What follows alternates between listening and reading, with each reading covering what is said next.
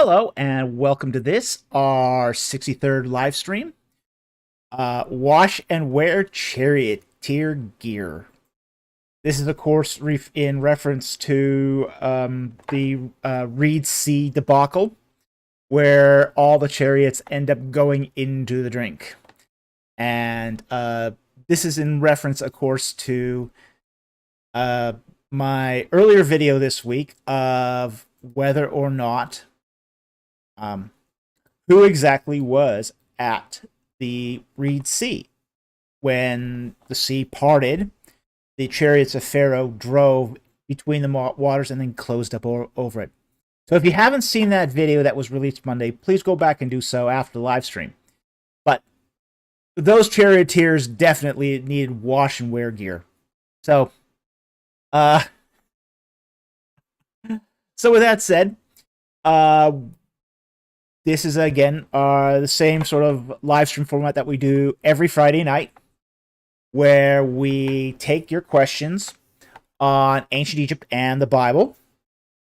And the super chats have priority. But we also take non-super chat questions too, as many as we can. At least the most interesting of those questions. We ask, though, that if you're not asking a super chat question, that you put a Q and a colon at the very, very front of your text, so that because I look for that. I really scan the live chat for that Q and colon. We also ask that you only post the question once. So if I pass it over, I pass it over. But if I see that question multiple times, we won't answer it. And it's because it becomes very confusing for me to say, because I'm basically tracking where the questions are in the live chat. So if I see a question appear multiple times, that sort of messes up my tracking, and then I don't know where I am, and things I want answered don't get answered. So that's why I really, really insist upon that. Only ask the question once. Okay. The other thing is, if question has to do with a Bible verse or a foreign word, we ask that you also include a little bit of context. So in the case of a Bible verse, the book of the Bible plus chapter and verse number would be really, really helpful. If it happens to do with a foreign word, what language it is and what you think it means. So just to add a little bit of context, so I have some frame of reference to actually do this on. So with that said, let's start getting into the questions. Okay. We're going to start off with 3 non-super chats. Our first one here is from Jacob Testa, who asks, "Hey, Dr. Falk, just a quick question. When someone starts it with a quick question, that means it's going to take like 20 minutes to answer." Never fails. Never fails. Well, that's fine. But how do the Egyptians view numbers? Let's finish. Did they view them as literal or symbolic? And did this have any influence on the ages of the patriarchs in Genesis 5 and 11? Okay, let's answer the last question first. I don't think the Egyptian view of numbers had a great influence on the ages of the patriarchs in Genesis 5 and 11. And that's because I think the age of the patriarchs in Genesis 5 and 11 has to do with the clan systems. And essentially that those ages were not, say, the ages of single individuals, but the lineages of clan groups. Okay. And this is highly consistent with the whole sort of cultural milieu of ancient Israel, which was a strong clan-based society. Okay. So I don't think there's anything terribly symbolic or even remotely symbolic, to be honest, about the ages of the patriarchs. I do think they are representing, though, the lifespans of many generations, not just one.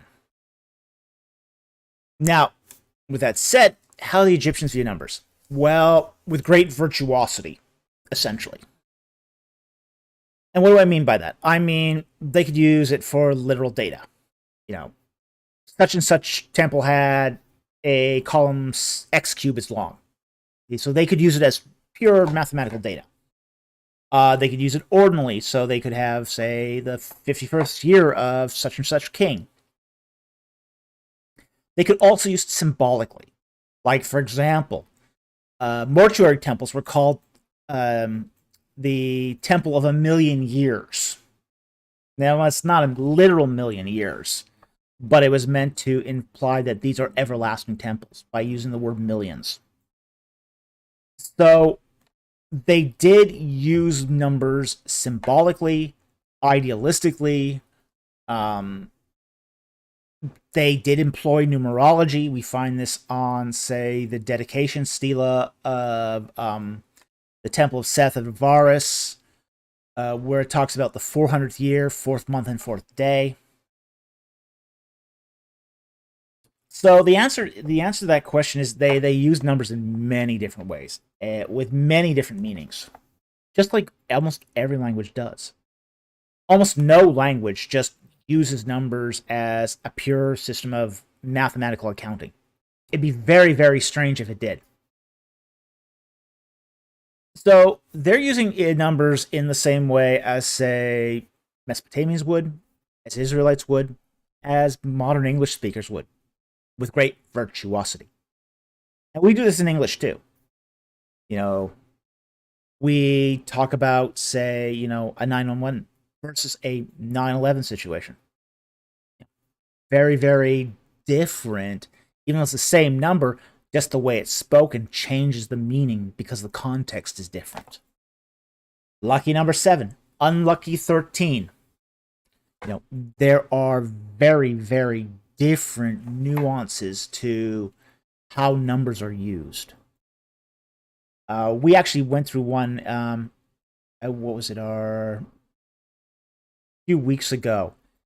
We named actually a live stream after a Kipling short story where a number was used symbolically. So, again, they did it with great virtuosity, and so did the writers of, say, the Torah as well. Although in the case, I think, of Genesis 5 and 11, the numbers aren't symbolic. I think they're the literal ages of clans. Okay? And when the clans split, when the new clan, say, was formed, or a new clan was formed. It says it's one of the strange things with Genesis 5 and 11 too. When you look at how the structure of those genealogies work, and they're really not even genealogies, they're toledotes, basically a list of succession lists. The necessary connection that we would make in English, like, for example, if we said, such and such person lived 30 years, and he begat a son, and that son was X, and he lived Y years, and then he died. Okay. We would expect that son to be the person who was begotten in the first part of that stanza. That's not necessarily that connection that we would think is necessary in English is not necessarily in Hebrew, and we find this proven by the last link in both toledotes of Genesis 5 and 11, where the first person that we would expect be the firstborn son in both toledotes isn't. They're younger sons. So, but they're given honorific position as if they were. So if they're given honorific position, the rest of the toledote could also be given honorific positions all the way up the line. So, I think that's really the best explanation of, say, the ages that we find of the patriarchs in Genesis 5 and 11. So, anyway, thank you very much for the question. I hope that answered it and provided some light on this. And yeah, quick question, it wasn't.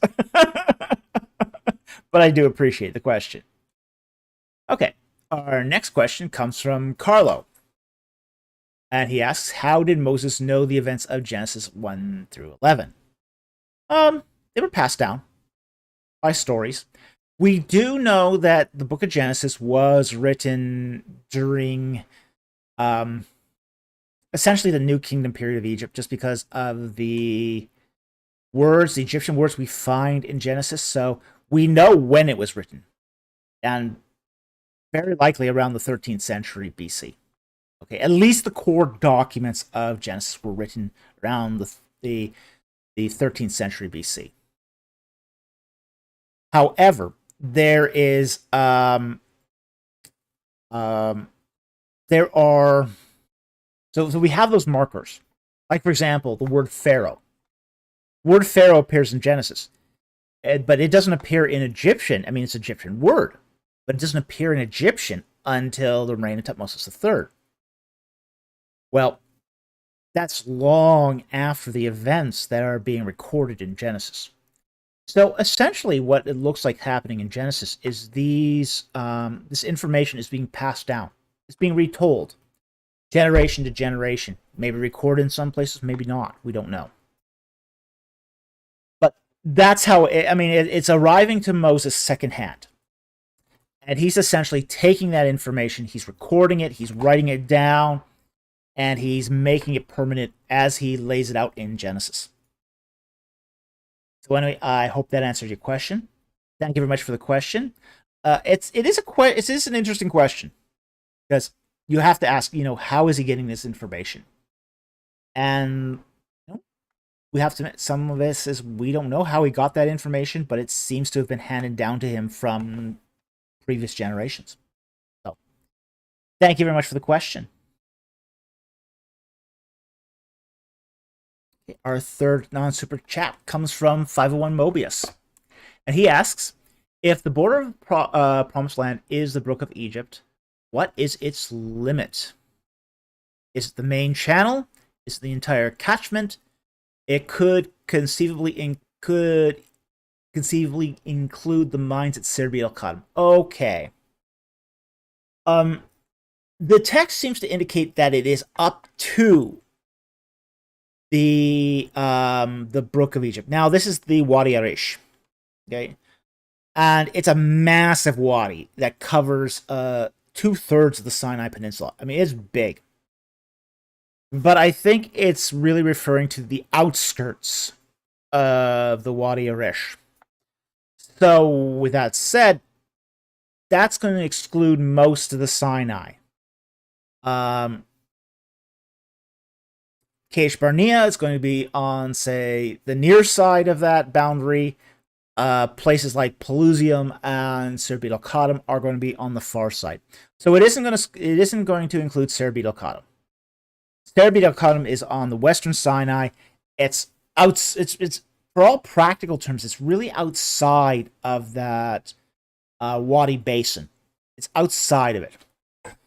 I don't think that you can really include Sirbi el-Qadam in that. It's just too far. It's just too far west. Too far west. Too far south. So I don't think that's a really. Although part of that mountain network does include the Wadi Arish. So, however, I don't think the intent of that passage is an inclusive, but boundary. I think it's an exclusive boundary. So as soon as you hit the Wadi Arish, that's the limit. That's the border. And that's because the text says it's up to, unto that. The Hebrew article ad, preposition ad. So there's a limit there, and that's what that limit is trying to express here. So anyway, I don't think you can go any. I don't think you can push that limit into Sinai very far, honestly. So anyway, thank you very much for the question. Very much appreciated. Okay. Now we're on to the super chats. Our first super chat is from Johnny C for $20. Thank you very much for the super chat. Very much appreciated.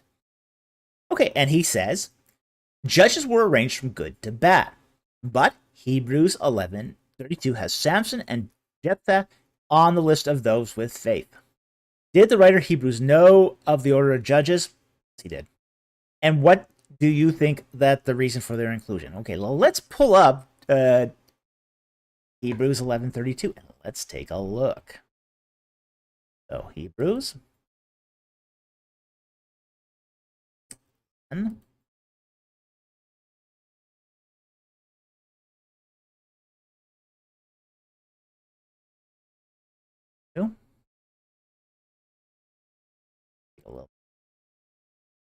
Okay. Now, the writer of Hebrews here is going to talk about basically the importance of faith, and really faith ultimately in the Son of God here. But we'll start here with, say, verse 30. By faith, the walls of Jericho fell down after they had been encircled for 7 days. By faith, Rahab the harlot did not perish along with those who were disobedient after she had welcomed the spies in peace. And what more shall I say? For time will fail me if I tell of Gideon, Barak, Samson, Jephthah, of David and Samuel and the prophets, who by faith conquered kingdoms, performed acts of righteousness, obtained promises, and shut the mouths of lions, quenched the power of fire, escaped the edge of the sword, from weakness it were made strong, became mighty in war, put foreign armies to flight. All right. So, what is going on here? Well, book of Hebrews here is actually talking about acts of individual faith, not necessarily every act that the person did. And when we look at this, there were some... okay. Blank screen. All right. So, not every act of faith here was... or disobedience was being put on display here. Essentially, it's basically if the person did an act of faith that God used in a great or mighty way, it was then used as a to show that this was something that was credited to them as righteousness.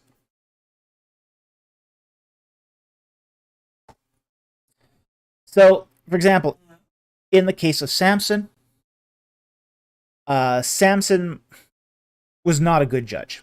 He was a terrible judge. And because he was a terrible judge, his acts are recorded in the book of Judges as not great acts of faith. However, he did trust God in the end to bring down the temple upon the Philistines. In the case of Jephthah, Jephthah tried to scam his way out of fighting. Essentially, he wasn't a good judge. He hung around empty men. But he sort of got hoisted by his own petard here. Jephthah was enamored by his own cleverness. He entered into this thinking he could become a ruler over the people of Israel, a judge, without having to do any of the dirty work of fighting. And he'd probably gone through most of his life doing this. However, the Ammonites weren't buying it. They weren't buying it. So there came a point where he had to fight. And even though he did some very, very unsavory things, he was also, ultimately trusted the victory unto the Lord, and the Lord delivered. So that's sort of what's going on here, is that the writer of Hebrews knows these aren't perfect people. They know they aren't perfect people. He knows that some of them are really, really far from perfect. King David, far from perfect. King David is not going to win Dad of the Year. Okay? He was a horrible father. He was selfish. When he was supposed to be punished for his sin. For taking the census. Well, he had a choice between having men chase him for 7 months or plague for 7 years upon the people. He chose the plague on the people. Nice guy. He was the guy who had Uriah the Hittite murdered. There's a lot to be said about David's lack of obedience and character in some cases. But he also trusted God too. As those acts of faith that are being pointed out in Hebrews 11. Now, albeit Hebrews 11 is doing this selectively. It's pointing out selective acts of faith. But the writer is also aware that these are not people. So anyway, I hope that answers your super chat. Thank you very much for the super chat. Very much appreciated, and I hope that answers your question. Hi. Our second super chat is from, it's actually a super sticker from Noah Harris for $5. Thank you very much for the super chat, or super sticker. I hope if there was a question that didn't get in there and you still want to ask it, please feel free to put it in the live chat and we'll do so. Because we really want to answer your questions if you have them. And we know sometimes people will put in super chats and the question will drop out. So if you are wanting to put in a question, please do feel free to put it back in the live stream. We'll catch it and we'll answer it. But other than that, we want to thank you for that super chat or super sticker. We very much appreciate it. It really helps our channel to grow. It pays our bills. It keeps this thing going. So we very, very much appreciate your support of our channel. Thank you so very much. Okay. The next super chat is from Pseudo Anubis for $10. Thank you very much for the super chat. Good evening, Dr. Falk. Well, good evening, Pseudo Anubis. I know it's not your favorite topic, but do you know any good books on Egypt under Roman rule? Ooh, no, I don't really. And you're right, it's not my favorite topic. How do I say this? Roman rule in Egypt is, well, post-interesting. I just find Roman rule of Egypt like watching plaster dry. It's just so boring. I'm just not a great fan of Roman anything. It's not interesting. I mean, frankly, most of the most interesting parts of Rome, happened before 70 AD anyway, as far as I'm concerned, and that small slice of Roman Egypt from 31 BC to, 70 AD, not that interesting either. Essentially, where the Romans take over, it starts losing its flavor for me. So, I'm not a huge fan of Roman history. So, unfortunately, I don't have a good recommendation here for a book on Egypt under Roman rule. I'm sure there probably is some. I'm sure there's probably some excellent books on Roman rule under Egypt under Roman rule. I just don't read them because I don't. How do I say? I don't care. It's like, I just not interested. The best of Egypt is already behind us when we get to Roman rule. Then the fact is, for me, I love Ramesside Egypt. I love New Kingdom Egypt. New Kingdom for me is the bee's knees. I love New Kingdom Egypt. 18th dynasty, 19th dynasty, even the 20th dynasty has some really interesting stuff. Well, after that, you get the third intermediate period. Starting to lose interest, but still some interesting stuff. Late period, okay, late period had some cool stuff. Persian period, nah, you're losing me now. Ptolemaic period, well, some of the temples in the Ptolemaic period are really beautiful and really funky. Okay, but the culture stuff, less so. The Greek stuff, less interesting to me. Roman period, I fell asleep in that class. I just tuned out. Not interested. So, unfortunately, I wish I could recommend a book for you here, but I just don't read on that period. It just doesn't interest me. So, I wish I could recommend a good book for you here, but I really can't. So, I'm sorry I couldn't be more helpful here. I do really appreciate that super chat. It's just not my field of interest. And I have to admit sometimes that that's the case. So, thank you very much for the super chat, and thank you very much for the support of the channel. I do very much appreciate it. Thank you so much. Okay. Next super chat from the Camel Leopard for $5. Thank you very much for the super chat. Shabbat Shalom, Dr. Falk. Well, Shabbat Shalom to you too. A friend of a friend is having trouble with something. A bit too expensive though, so I've written it below. Okay. And the question continues. She says, if God knows we're going to sin, why not just create someone that wouldn't sin? Why punish us for sinning when he knows that is what we're going to do? Okay. Now, theologians call this the problem of theodicy.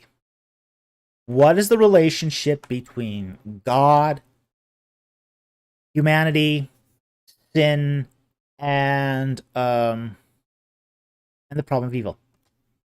And free will, because that's all thrown in. And the question of theodicy tries to balance all those things. Now, we know that, for example, if God could make humanity so that we wouldn't sin, very possible. There would have been no fall in the garden. There would have been no choice either. One of the interesting things is that God did make humanity knowing that humanity could and would disobey. The question of why still persists. And that's just going to be one of those questions that's sort of going to be persistent in this debate. Now, with that said, knowing that mankind is going to specifically sin, and all mankind is sinful and falls short of the glory of God, God also, how do I say this, navigated a way through that problem with his son. Okay, his son Jesus Christ paid the price for that sin, so that even though we do sin, we are not bound to that sin in the same way. Yes, we will sin, but we also now have the choice of choosing God's side against sin or sin's side against God. So it then becomes not so much of we are not then punished for sinning because Jesus Christ paid for the sin. We are now being punished, or I should say, we exclude ourselves from God by choosing sin against God. We can always choose God against sin, even though we will continue to sin. So it becomes more of a choice of, do you want to be with God, or do you want to be with sin? Yes, we'll always choose sin because we're fallen human beings. We don't have to, however, choose to follow the call of sin. We don't have to go there. We do now have another option. And that all boils down to the problem of theodicy. Is how does our free will, how does our agency now, how does that now play into choices we make, whether or not we decide to follow sin or follow God? We as fallen human beings have no choice but to sin because we are inherently sinful. But we're not necessarily punished for that. And we're not punished for not necessarily, for not knowing God either. Not knowing the way to salvation for out of ignorance. But if we decide to set ourselves against God and on the side of sin, that sort of willful, say, disobedience of, I don't want to be with God because I prefer to sin. That is a different matter. Nobody is put in a position where they are forced to say, I want to be on sin side and I want to reject God because I want to do things my way and sin my way and do whatever I want. You don't have to go down that road. That's not a necessary action. Even though we all sin. We don't have to choose it. We can always choose to say, yeah, I know what I do is wrong. I acknowledge that God is right about sin. I'm going to choose God's side, even though I cannot break away from the habit of sin. It's a very complicated question. The whole question of theodicy has filled bookshelves upon bookshelves and bookshelves of books. I mean, there's a crazy amount of literature on this one subject. And it's really hard to encompass the entire theological debate of this in just a 3-minute segment. So I would encourage you to pursue some of those books. Who was the one you recommended again? We intended. Yeah, Clay Jones. Yeah, Clay Jones wrote a pretty good book on this. So I would recommend his book on this. But there's many other authors who've done books on this as well. So anyway, I hope that answers your question. And I hope that helps your friend out. Thank you very much for the super chat. Very much appreciated. Okay, next super chat is from JJP for $5. Well, thank you very much for the super chat. Very much appreciated. Can't make the stream. Oh, that's too bad.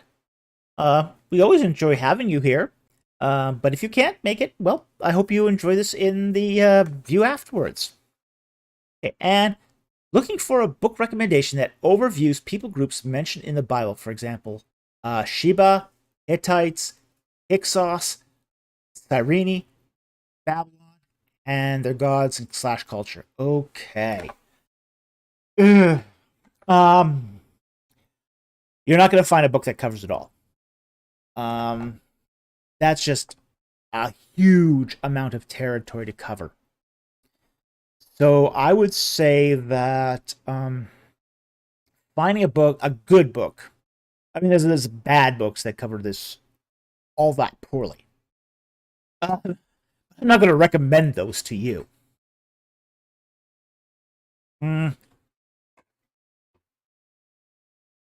Okay, I will recommend one book that won't cover all of that, but it gets kind of close. And I don't even know how expensive this book is. This book could be massively expensive. It has the potential for being incredibly expensive. Let's see, is there a price even on the inside of the cover here? See, the price has been removed off the back here for some. This book was actually given to me. It is called The Making of the Middle Sea. Okay. And it covers Mediterranean culture. So it's not going to cover everything. It's probably not going to cover Babylon. It'll cover most of the rest of that. This is meant to be a textbook. I don't know who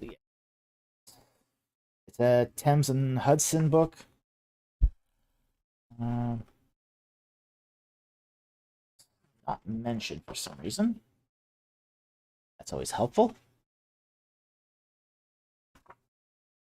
Cyprian Broadbank. A Cyprian Broodbank. I would suggest that as probably the best sort of primer for all those different cultures. But I wouldn't endorse everything in that book. But it's probably the best sort of general overview. It might not go into gods and cultures that much, but it will go into some of the material culture, a little bit of history. It's probably the best sort of primer on that'll cover most of what you've asked for, but it won't cover all of that.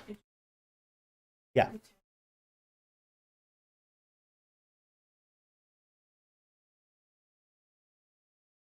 Yeah, if Brent Strawn has it, it'd probably be pretty good. I haven't read it though.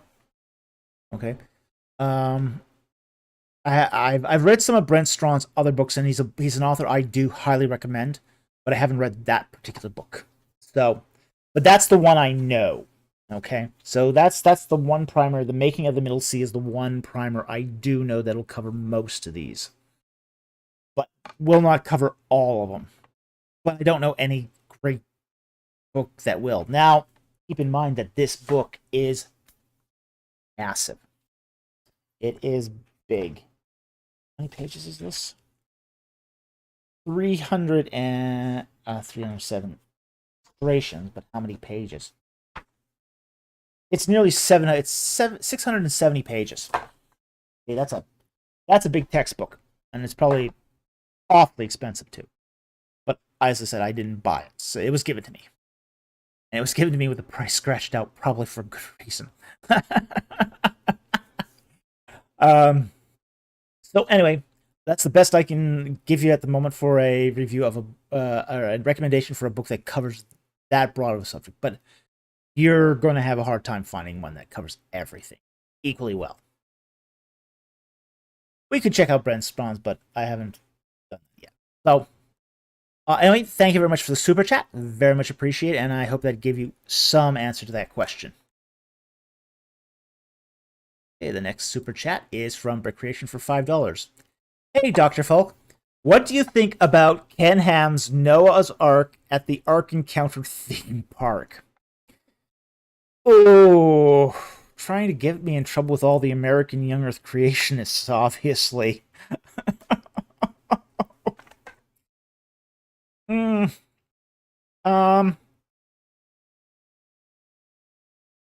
Well, I think that the Ark Encounter theme park substitutes sound biblical exegesis with entertainment, honestly. I have a lot of problems with the Ark Encounter.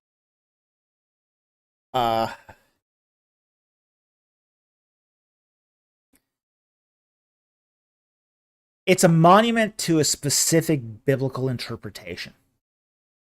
Okay? And I find a lot of that biblical interpretation to be highly problematic in a lot of ways.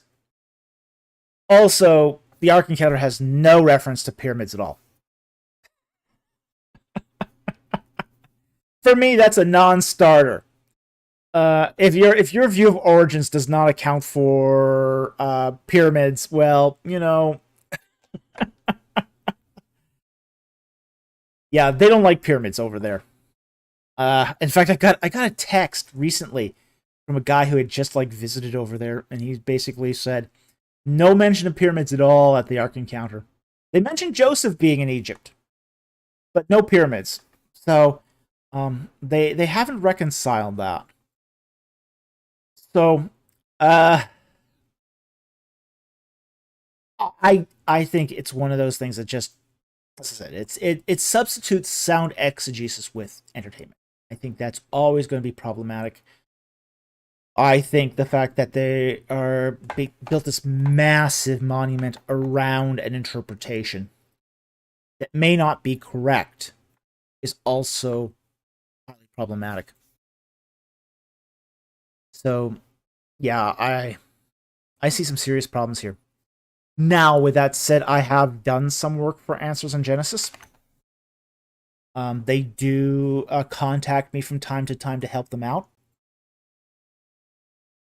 And I don't have any ill will necessarily against Answers in Genesis. But I also think that some of what they've done has been unwise. And I'll probably leave it at that.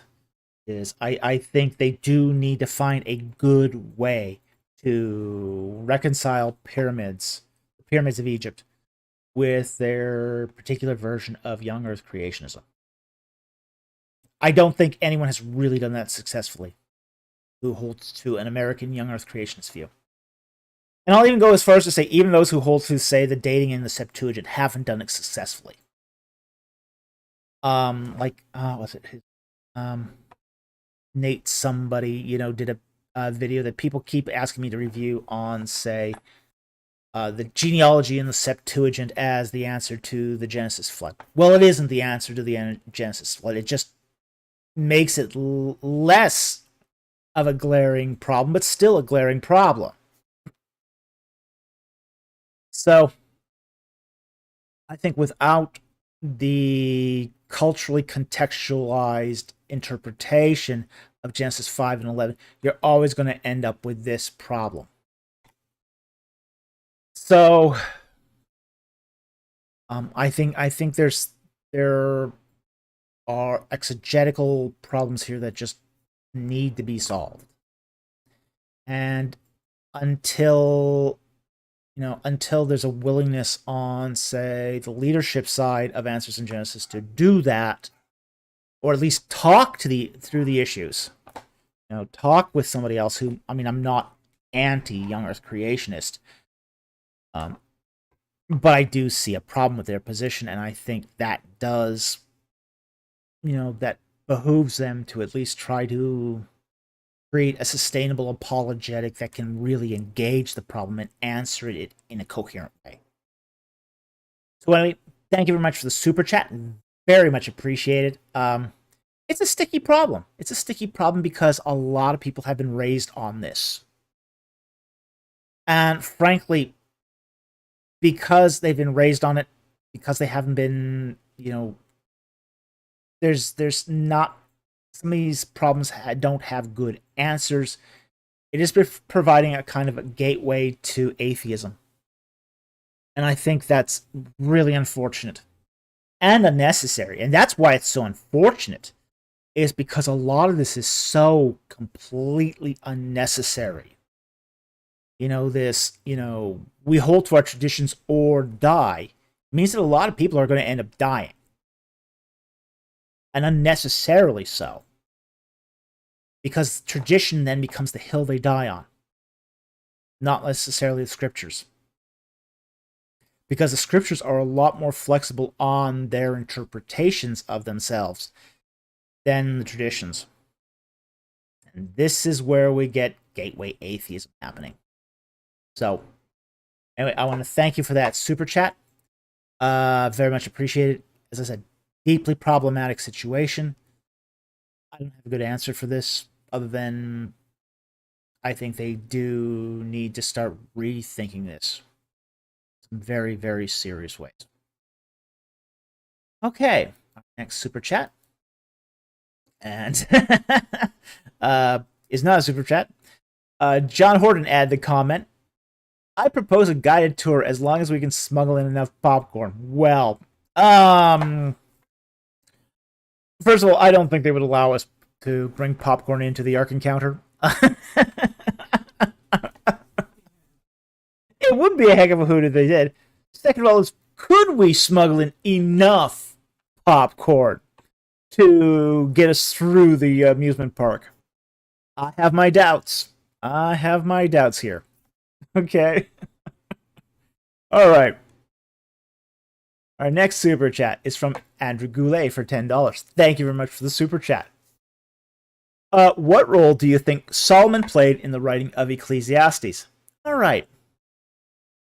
Well, Ecclesiastes does not explicitly state that it was written by Solomon. That is a supposition.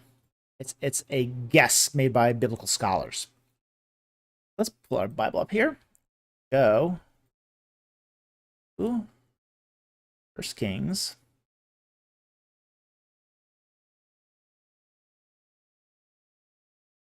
It is going to, 1 Kings chapter 4 is going to talk about Solomon. Okay?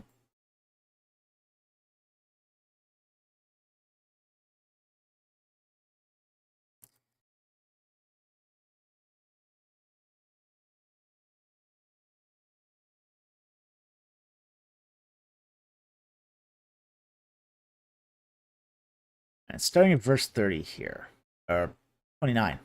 Okay. Now, and it says in 1 Kings 4, verse 29, now God gave Solomon wisdom and very great discernment and breadth of mind, like the sand that is on the seashore. So, very wise. And Solomon's wisdom surpassed the wisdom of all the sons of the east, essentially the Babylonians, and all the wisdom of Egypt.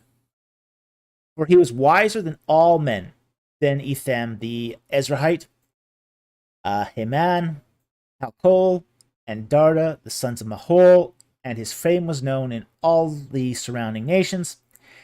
He also spoke 3,000 proverbs, and his songs were 1,005. And he spoke of trees, from the cedar that is in Lebanon, even to the hyssop that grows on the wall. He spoke also of animals and birds and creeping things and fish. Okay. So he's a really wise guy. So then we go to Ecclesiastes. Now, this is our only real illusion that this could be Solomon, is Ecclesiastes chapter 1. The words of the preacher, basically a Kohelet, a collector of wisdom. The son of David, of course, know that Solomon was son of David, king in Jerusalem. Okay. Now we are. Let me just take a brief look at the Hebrew here. Putting this.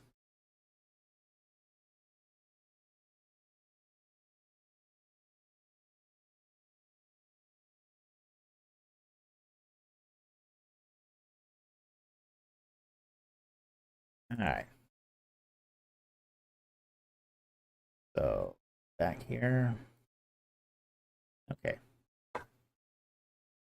So this is probably our only closest thing we're going to get to identifying the author of Ecclesiastes.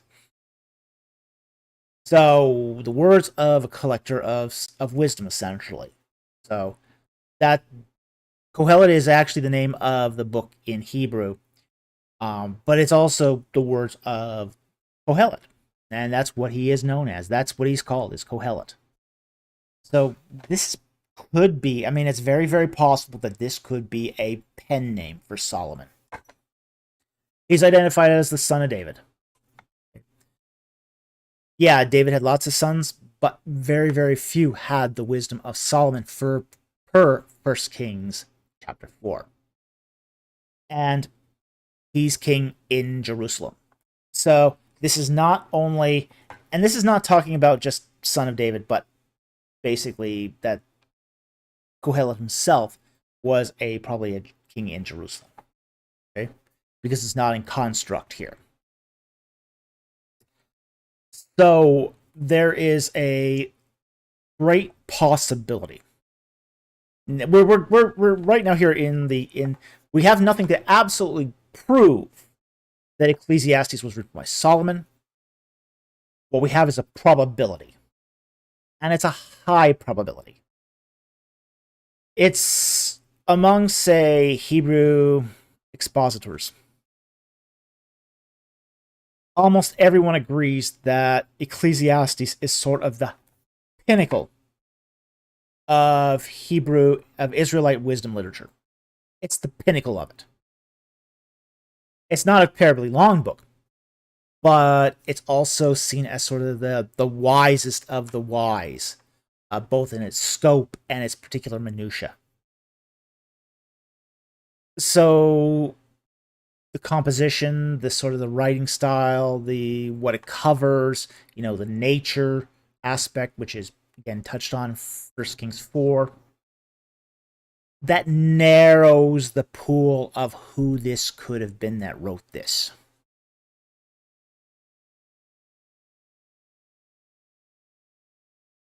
So we can never be absolutely sure if this is Solomon who wrote this, but the probability is high that it is.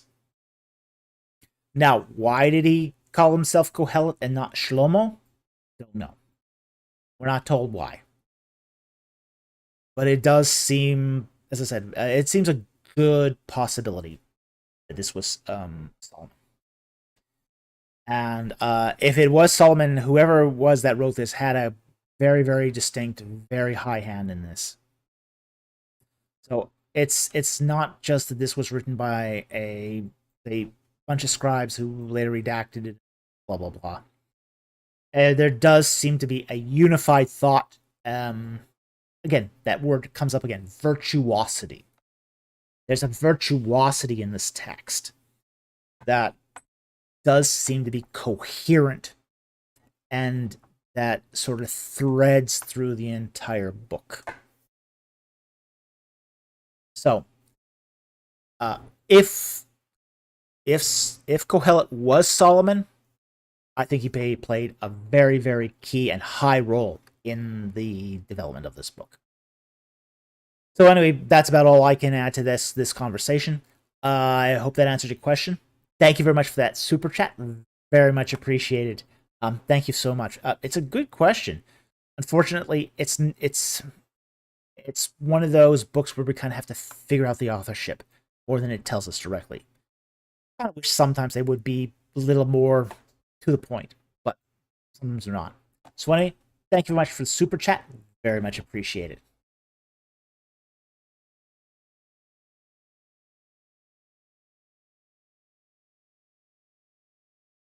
And the next super chat comes from Andrew Goulet for $10. Thank you very much for the super chat.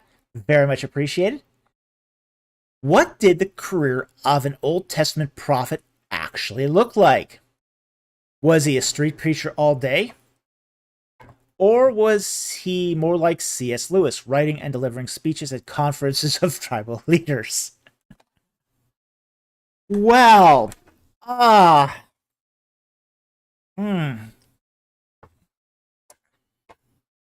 The typical life of a prophet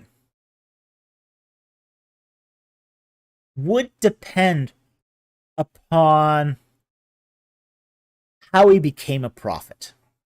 Okay? Now, there's two kinds of prophets in the Old Testament. There were those prophets that went through the school of the prophets. And then there were those that were called to be prophets. Okay?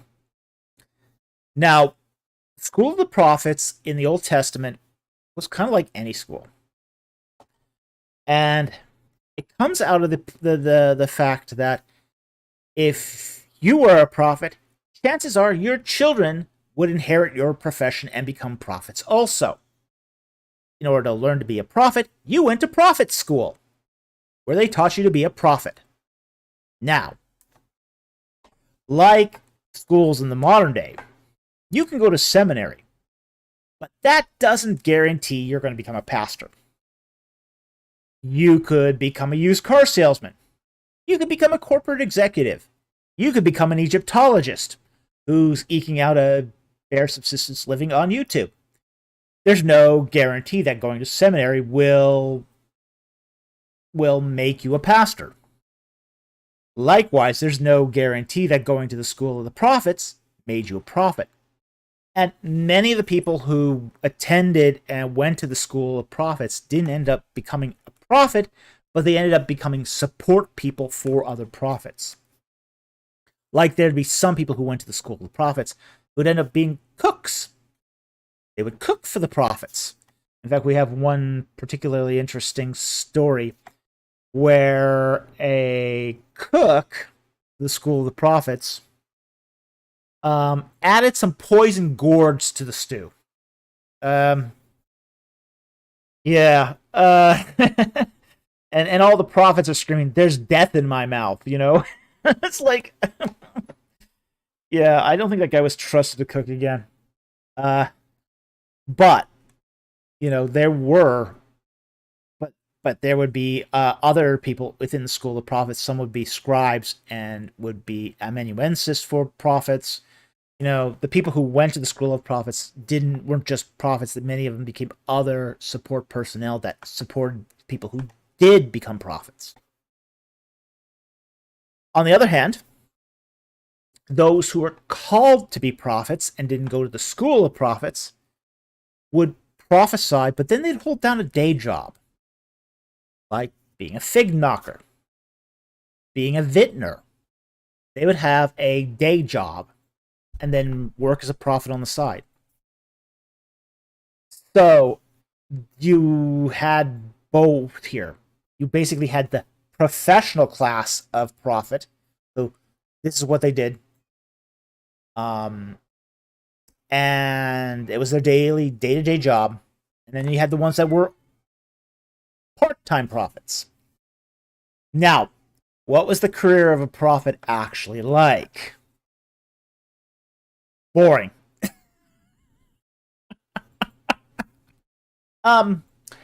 Most of the day-to-day work of being a prophet was really settling disputes. Hebrew A would come up and have a grievance against Hebrew B, saying, "Hey, his bull, he trampled down my fence and rummaged through my crops and destroyed my crops. But I've got the bull now. Can I keep the bull in compensation for all the destroyed crops?" He would have to settle disputes like that. So the day-to-day work of being an Old Testament prophet was essentially settling petty disputes. Uh, Hezekiah over there called me a dum-dum. Can I strike him dead? The prophet would have to go, why do I have to keep putting up with this? No, you can't strike him dead. Okay? But that was the day-to-day work of a prophet, was settling essentially petty disputes and arguments. Acting as a judge in greater matters. It very rarely involved prophesying, predicting the future. And even when prophesying was done, it was actually more along the role of forthtelling instead of foretelling. Now, what's the difference here? Forthtelling is trying to clarify the present situation so everyone knows what's really going on in the world.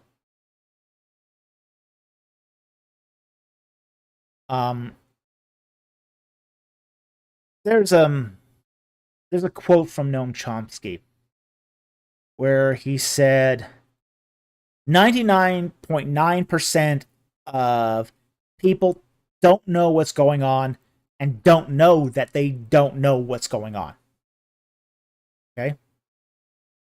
The job of the prophet in forthtelling is to try to make it clear to everyone who's listening what's going on and letting them know perhaps they don't know what's going on. This is different from foretelling, where foretelling tries to predict the future. 90% of prophecy was forthtelling, trying to make the people understand what the current situation is that they're living in. Very, very little prophecy involved predicting the future. The small amount that did usually was not done in a dramatic way. Sometimes the prophet would have to go up against the king, who is sinning, flagrantly so, and then become exiled or receive some bad consequences as a result of it.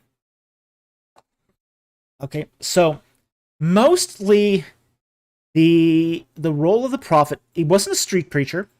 Okay, the role of street preachers was actually filled by Levites. There were street preachers in ancient Israel. There were your Levites. They were your non-priestly Levites, and that was the whole purpose of the Levites.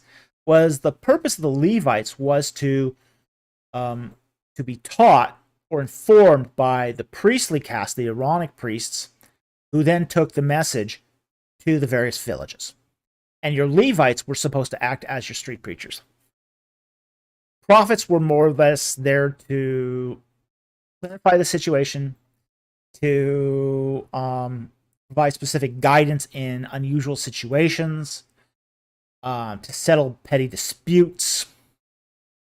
That's what he did. That's what prophets did most of the time. And even most of the prophets didn't do that. Only sort of the elect amongst the prophets did that. Your called prophets did that, but again, on a very, very part-time basis. They had a day job they had to go to, and they weren't paid for these services generally. The school of the prophets did earn money off of these services, especially the settlement of disputes. Like, for example, if a dispute involved money, they might get a cut of the dispute to settle it. So in many ways, the Old Testament prophets usually acted more like mediators or arbiters. And in that case, that's how a lot of them earn their living too. So anyway, I hope that answered your question. It's an interesting question because we don't really think about what was the day-to-day life of an Old Testament prophet, and we do find out that it's pretty dull when it comes right down to it. A lot of dealing with tax codes. Tax disputes. Everybody loves tax disputes. Fun. Anyway, thank you very much for the super chat. Very much appreciate it. Okay. Our next super chat is also from Andrew Goulet for $10. Thank you very much for the super chat. In Numbers 31, 3, 7, 11, Moses leads a campaign against the Midianite, but his wife and in-laws were all Midianites. Does this mean Moses betrayed his own family? Well, look at that passage.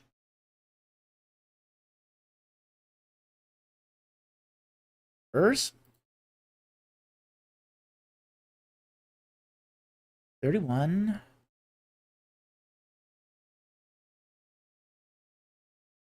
Okay. Actually, Bible here.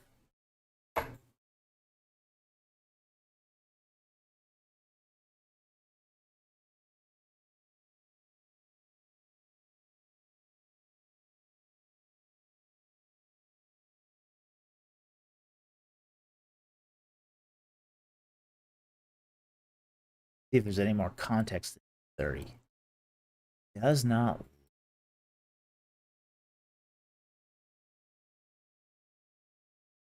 So, chapter 31, we don't get a lot of context here, but then the Lord spoke to Moses, say, take full vengeance for the sons of Israel on the Midianites. Afterwards, you will be gathered to your people. And Moses spoke to the people, saying, are men from among you for the war, that they may go against Midian to execute the Lord's vengeance again on Midian. 1,000 from each tribe of all the tribes of Israel you shall send to war. So they were furnished from 10,000 of Israel, 1,000 from each tribe, 12,000 armed for war. And Moses said to them, 1,000 from each tribe to the war, and Phinehas son of Eleazar the priest to the war with them, and the holy vessels and the trumpets for the alarm in hand. So they made war against Midian, just as the Lord had commanded Moses, and they killed every male. And they killed the kings of Midian along with the rest of their slain, Evi and Rechem and Zir and Hur and Reba, the 5 kings of Midian, also killed Balaam son of Beor with the sword. Okay. And the sons of Israel captured the women of Midian and their little ones, and all their cattle, and all their flocks, and all their goods, and they plundered. And they burned their cities where they lived, and all their camps with fire. They took all the spoil and all the prey, both of men and beasts, and they brought the captives and the prey, and the spoil to Moses and to Eleazar and to the congregation of the sons of Israel. Stop there. Okay. The key here is in verse 8. They also killed Balaam, son of Beor, with the sword. This is the infamous Balaam. You know, the prophet with the donkey who spoke to him. This is the prophet that tried to curse Israel. Essentially, go back to Balaam here, just a second.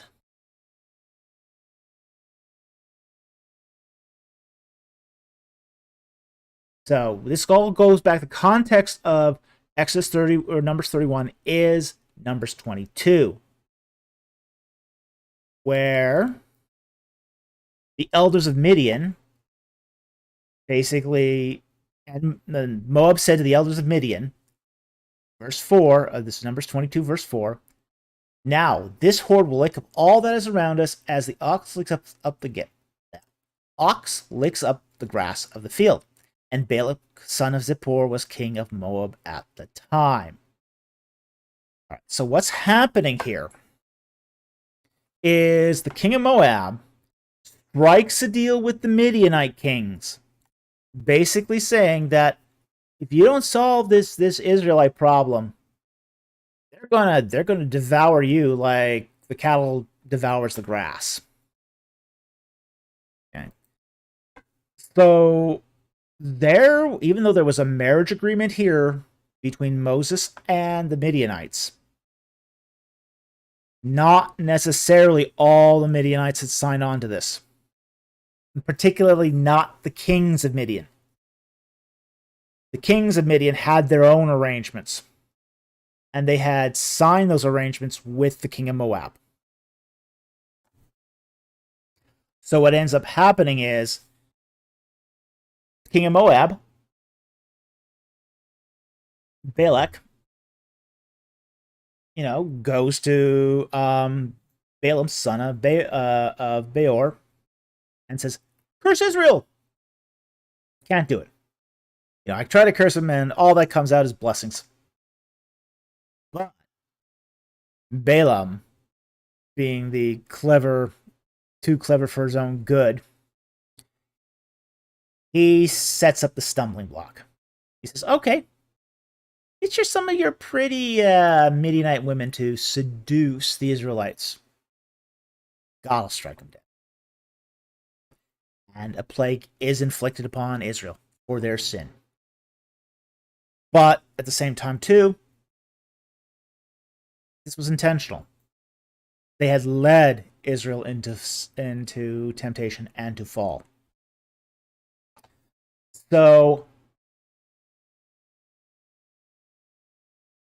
even though Moses leads a campaign against the Midianites, it's not without reason. He did not betray his own family. The Midianites, with whom he had blood ties with, marital ties with, basically tried to destroy them first. Clan warfare is kind of like this. Okay? You can have a marriage agreement, but some cousin way over there on, say, another branch of the clan tree might decide to make their own arrangements or betray the blood ties. That's going to end up having its own consequences. And that's sort of what we're seeing here, is that the kings of Midian, the elders of Midian, make their own arrangements with the king of Moab. And those arrangements are to destroy the Israelites, basically because king of Moab convinces them that it's in their best interest to destroy Israel. So the tables get turned on the Midianites. Instead of them destroying the Israelites destroy them. This is not betrayal. This is retribution. And it's perfectly consistent within the clan system of justice. Anyway, I hope that answers your question. Thank you very much for the super chat. Very good question, and very much appreciate the super chat. Okay. Now we can go on to widget. And we super chat widget.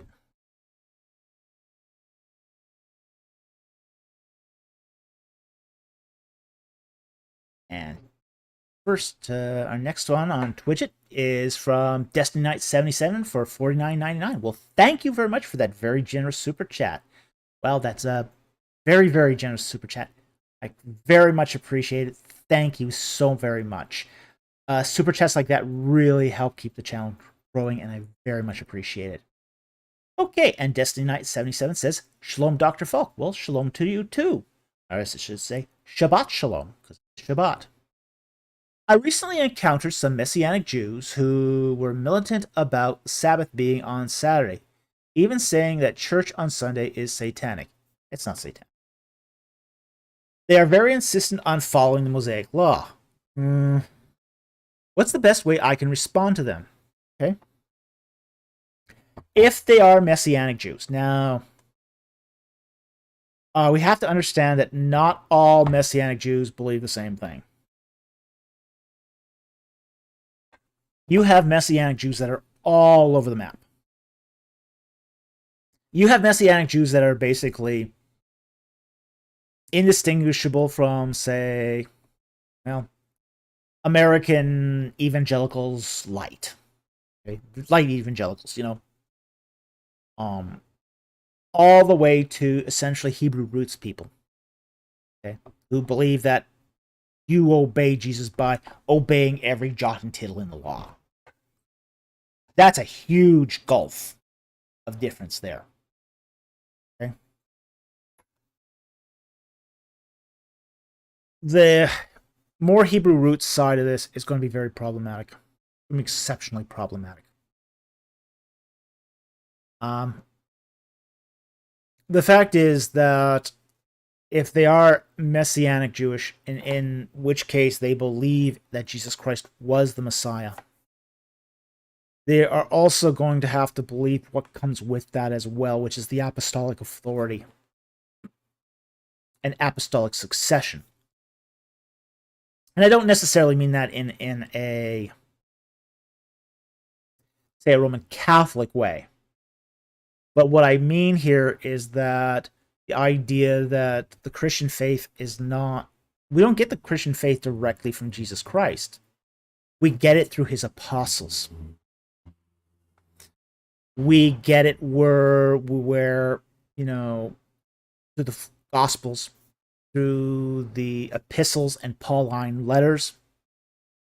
And those letters and writings of the apostolic faith, make it very clear that Jesus Christ was Lord of the Sabbath. In the Gospels, Christ says, Sabbath was made for man, not man for Sabbath. And he is the Lord of the Sabbath. It says in, I think it's the book of, 1 Corinthians, for some days are sacred. Brothers, every day is sacred, or every day is the same. One day's like another. That's not necessarily, each of those views is not necessarily wrong. They're different perspectives. But you can't condemn the man that treats, who treats some days as sacred. You can't take what his perspective and basically condemn the man who thinks every day is equally holy. Because you don't know what that means to be equally holy. The person who lives like it's Sunday, Monday, Tuesday, and Wednesday may be just as holy, if not more so, than the person who treats Sabbath as holy. Now, this is not to say that I don't think Sabbath is a good idea. I think Sabbath is a great idea. I think everyone should practice Sabbath. I don't think the Bible makes a firm fist hammer pounding on the table case that it is on Saturday. And besides, it is not a salvific issue. People's salvation does not depend upon this. And if your salvation doesn't depend on this, it's not satanic. Pure and simple. Um, Christ said this too.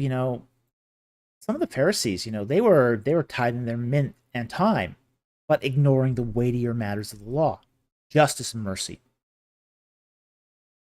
Well, are some of these, say, Hebrew roots people ignoring the weightier matters of law, of the Mosaic law? Love your neighbor. That's in there.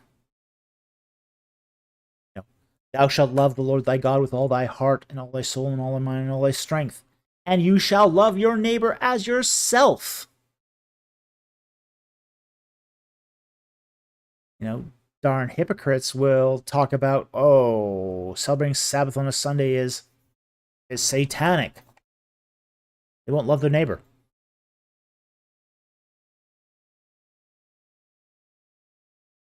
I think that can be very, very problematic. So again, it's going to depend on, a lot of this is going to depend on what kind of Messianic Jew they are. What do they believe about Torah observance? There's a form of Torah observance that's really healthy. Basically living Torah, where you're living the spirit of Torah. Not necessarily every 6 of the 613 commandments. And Lord help you, the 12,000 Talmudic ordinances. Yeah, that's gonna get real strange real fast. Yeah. Well, most of the people who claim that they're observing the Mosaic Law aren't. They just aren't doing it. Partially because most of those 613 laws happens to deal with temple sacrifice. So without a temple, very, very hard to observe that.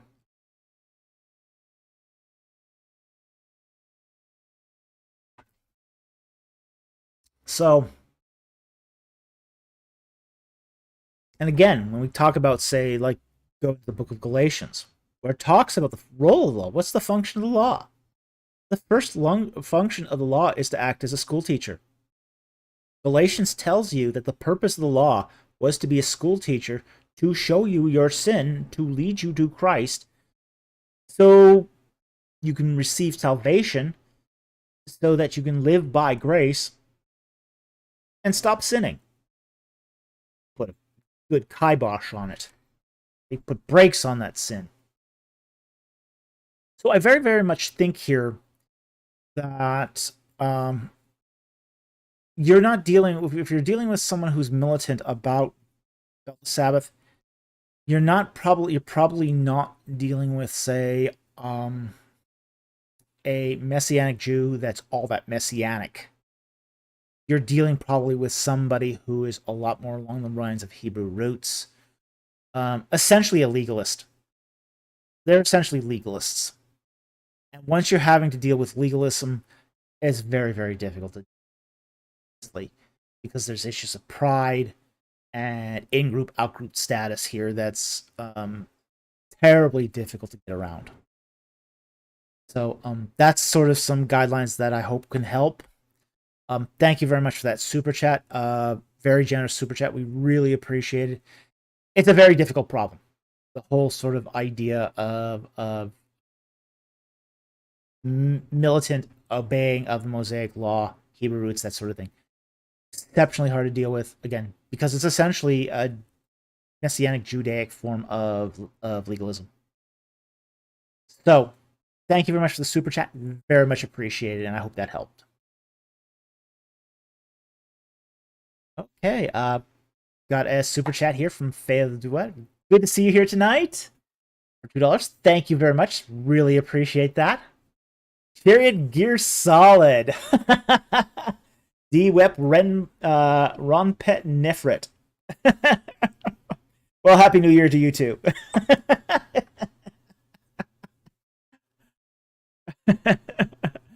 Rempet Set. Harry Tap.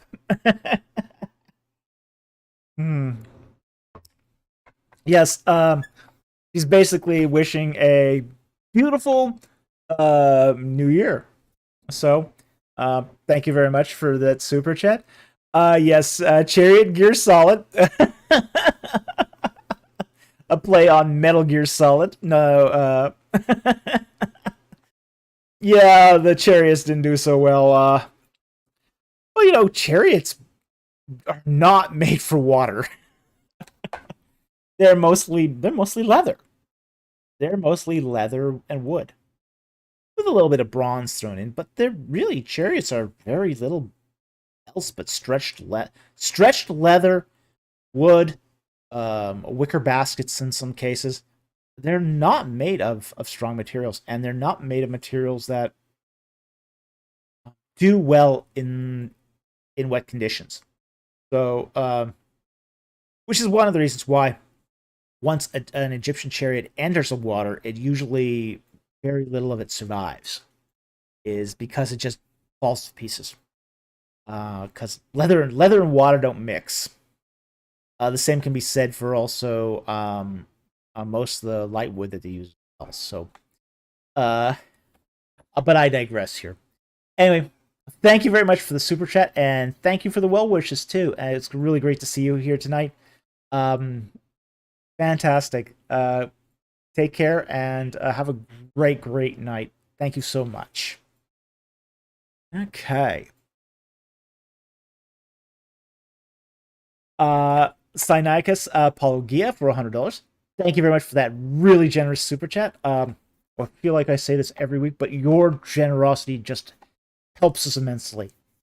We are so grateful for your support of our channel. We are so grateful that you have been consistent to help us, and we just appreciate it so very much. Thank you so very much. Super chats like yours really help make ends, and it's a huge amount of our income, so we very much appreciate it, and it means so much to us. Okay. And he writes, the world cannot be left in the dark age any longer. Ooh. I can tell a serious question is about to unfold here. It's time for the great Dr. Falk to weigh in. Well, that is inversely proportional, of course, to the seriousness of the question. Are hot dogs a sandwich? Now, this question is a religious debate. A religious debate of the highest order. If I answer this wrong, I will be condemned as a heretic. Okay? Now, I am probably going to surprise you here, because I do have a response. I'm going to say this. Hot dogs are not a sandwich. A sandwich is defined as 2 pieces of bread with filling in between. A hot dog is a sliced bun.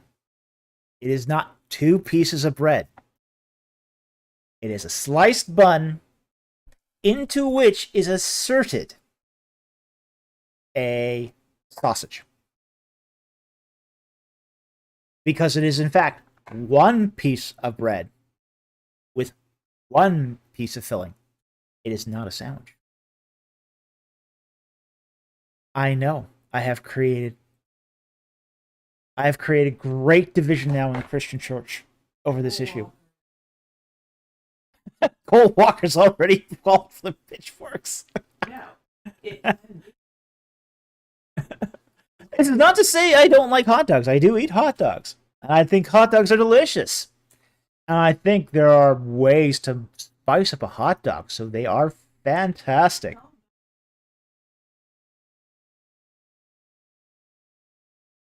Oh yeah, well there is a restaurant downtown Vancouver called Dog, which just made the most incredible hot dogs. it would put hot dogs in like barbecue sauce or I can't even remember some of the fillings now. Uh, it's been too long, but it was really really fancy hot dogs. They were delicious, absolutely delicious.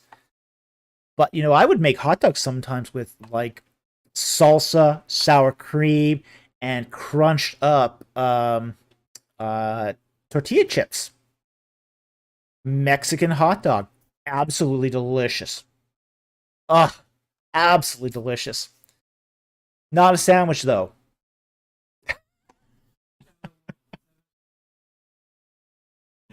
Well, time for another schism. We have now done it. Yeah, well, time for another schism. Daniel Lowry, barbecue sauce and a hot dog, 9.99. Sinai's apologia. Cole Walker is just a heretic. Oh, you see? Now we've done it. Now we've done it. We've created a schism in the community.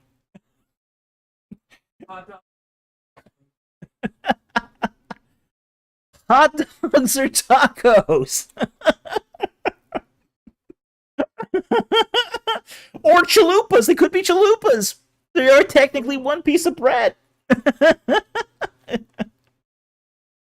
Ooh, people do that.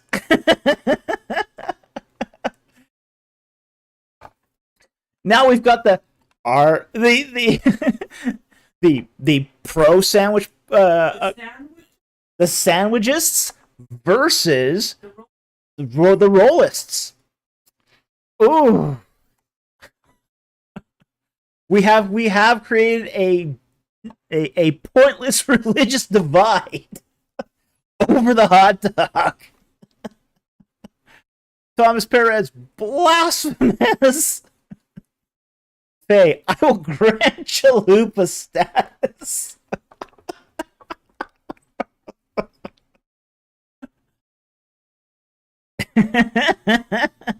Sandwichists versus rollist.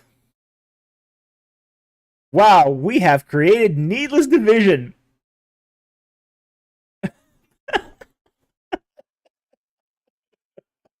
See what you done? What would Jesus say?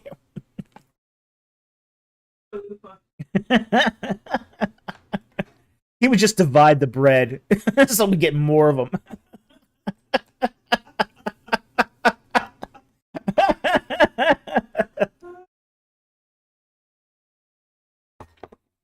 Well, now you've done it. You have created a religious controversy over something quite insignificant. Well, that's par for the course, it seems. So you are following in the great tradition of religious controversy, as I assure you. Anyway, that was fun. Thank you very much for that super chat and for that deep, piercing, and insightful question, I think. Lemon red to boot. Does it have to be kosher dogs? Ooh.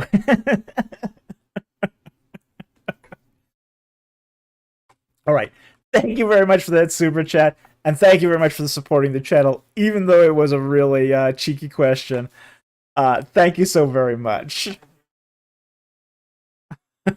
Now we're having ecumenical councils over this question. Oh boy. Yeah, we do know what the potluck will bring. Okay. Our next super chat is from JC for $9.99. Thank you very much for the super chat. Hi. Hello. What are your thoughts on how the Old Testament informs church structure today, i.e., priests, pope, prophet, apostles, etc.? Oh.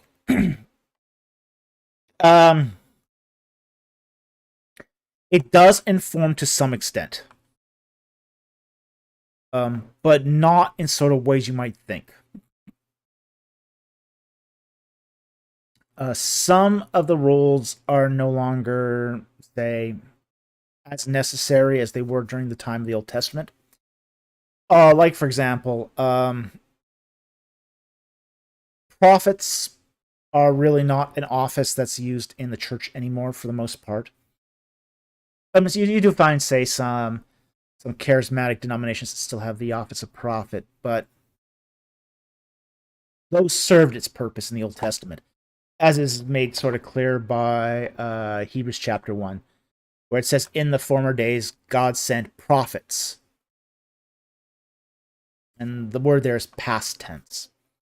So it seems to be a office that doesn't seem to be much used anymore. As far as apostles, it's sort of the similar deal where the apostles were those sent out by Christ to basically take the message. We do still have, say, some small a apostles which would be called, say, today, missionaries. But the big A apostles don't have much to do with the structure of the church. As far as, say, priests, the priests of, say, ancient Israel are more in a line with, say, the pastors of today. And you can include, say, priests of Roman Catholicism and of Eastern Orthodoxy in sort of that sort of catch bucket of pastoral position. The pastors of today are really sort of analogous to, say, and really not even the priests of the Old Testament, more of the Levites, to be very honest, where they basically go out into their various communities to bring the good news. So, say, the priests of the Old Testament really serve the sacerdotal system, or sort of the sacrificial system. And there really isn't a whole lot of the sacrificial system that's intact today, because Christ was the fulfillment of the sacrificial system. So, when we look at how the Old Testament informs church structure, we're talking about what's called church polity. How churches are structured, what the political structure is like, how a church governs itself, and how it functions. And this is called polity. In the case of, say, the Old Testament, temple polity was very, very different than what we see in the church today. It was meant to convey sacrifice to cover over sins so that God could still have a relationship with mankind. Didn't get rid of the sin, sort of covered it over. It was white out. Covered it over, but didn't get rid of the sin. Prophets, the role of prophets was really to, as I said earlier in the live stream, is that forthtelling, act as judges, act as conveyors of God's decisions and wisdom. We don't really have anything analogous to that in the church today. Again, we expect to be able to go to Christ directly for that stuff. So we don't see that as much as today as we would in, say, the Old Testament times.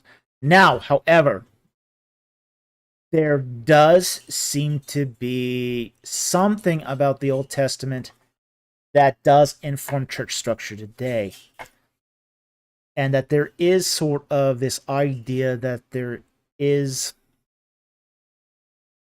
say, a structure to and a hierarchy of human responsibility. Like, for example, when you look at, say, the way the Old Testament temple was organized. It was organized in 3 courts. And we're not talking about the later Herodian temple that also had a court of the Gentiles. No, I'm talking about the original Solomonic temple. The original Solomonic temple had 3 courts. Court of the women, court of the men, court of the priests. And the court of the priests included the temple structure itself in the Holy of Holies. Okay? Only priests, consecrated priests, were allowed into that inside court, the court of the priests. only men or priests were allowed inside the court of the men. And the court of the women could have women, children, men, etc., but not Gentiles. Gentiles were not allowed even in the court of the women. This sort of supposed to have a increasing level of responsibility. Okay? So, the idea was the priests were supposed to teach each other. They were supposed to teach the men. And the men were supposed to teach the women and children. And then you go out and teach the Gentiles. Okay? So, that sort of structure of hierarchical federative responsibility is something that is still a part of and still informs church structure today.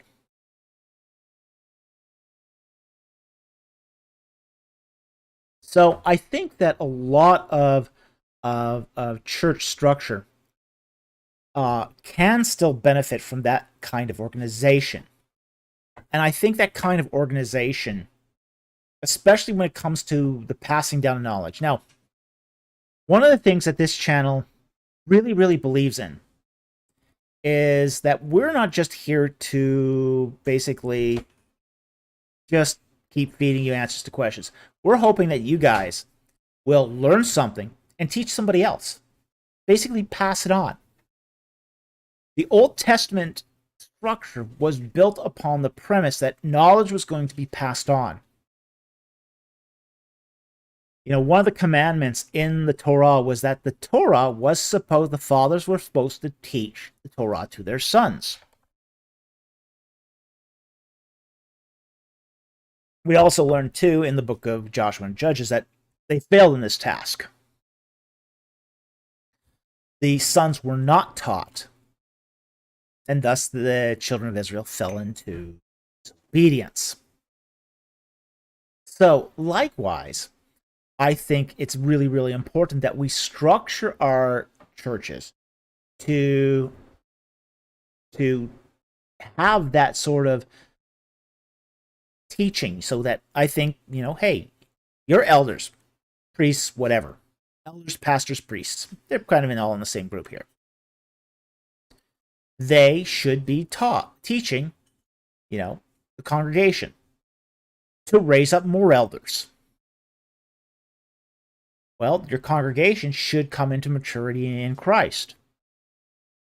They teach who God gave them, you know, their families, their wife, their children, to become mature in Christ. Teaching should be a trickle-down affair, where one tier teaches the next tier, teaches the next tier, and so on, so that everybody benefits from the teaching. Nobody's left out. Nobody's left behind. I think this is one thing about the structure of the Old Testament and its temple organization that the churches today can still really, really benefit from. So, with that said, I hope that answered your question. Thank you very much for the super chat. Very much appreciated.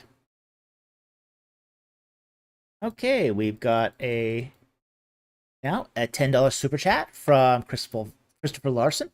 Thank you very much for the super chat. Very much appreciated. Dr. Falk, were the Ptolemies as debauched as the classical historians say they were? Some of them definitely were. They stayed in power a long time, so it seems a stretch.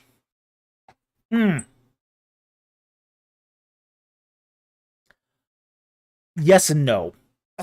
Okay, that's a yes and no answer. They were... The Ptolemies loved their wine. The Ptolemies were infamous for their drunkenness. All of them were. From almost from like Ptolemy the First all the way down to Cleopatra the Seventh. They were all chronic alcoholics, all of them. And they were not just alcoholics, they were hard drunk alcoholics. how debauched they were beyond their alcoholism, hard to say. But they drank nothing but strong wine. They were very, very much drunkards. Now, they also kept very large and high producing vineyards as well. So there is some truth to this, but at the same time too, they weren't terrible rulers either. And I think this is where sort of the balance comes in. Yes, they were drunks. They weren't that bad of rulers either. Egypt had seen some really bad rulers, especially from the Persians. The Persians were absolutely terrible on the Egyptians.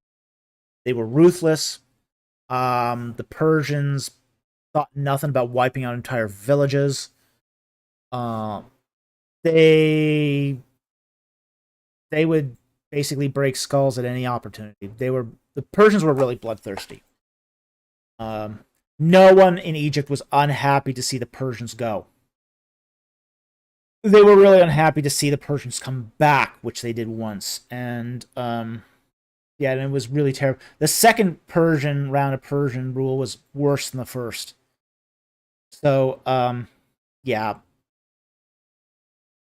After the Ptolemies, after Alexander the Great drove out the Persians, all they had to do was not do atrocities to be seen as actually pretty good rulers.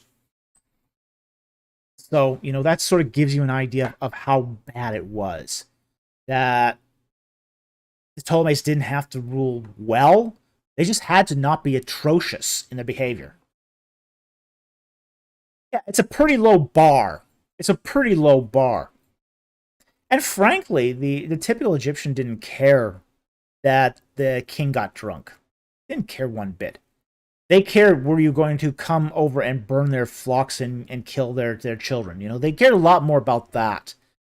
And memory of Persian rule was strong enough that when Alexander the Great marched through Egypt, they were seen as liberators. It was really bad under the Persians. Really bad. So, with that said, I don't know if they were as... I don't think they were, say, as sexually debauched as, say, the classical historians said. But they were notorious drunks. No question about their alcoholism. So, anyway, thank you very much for the super chat. Very much appreciated.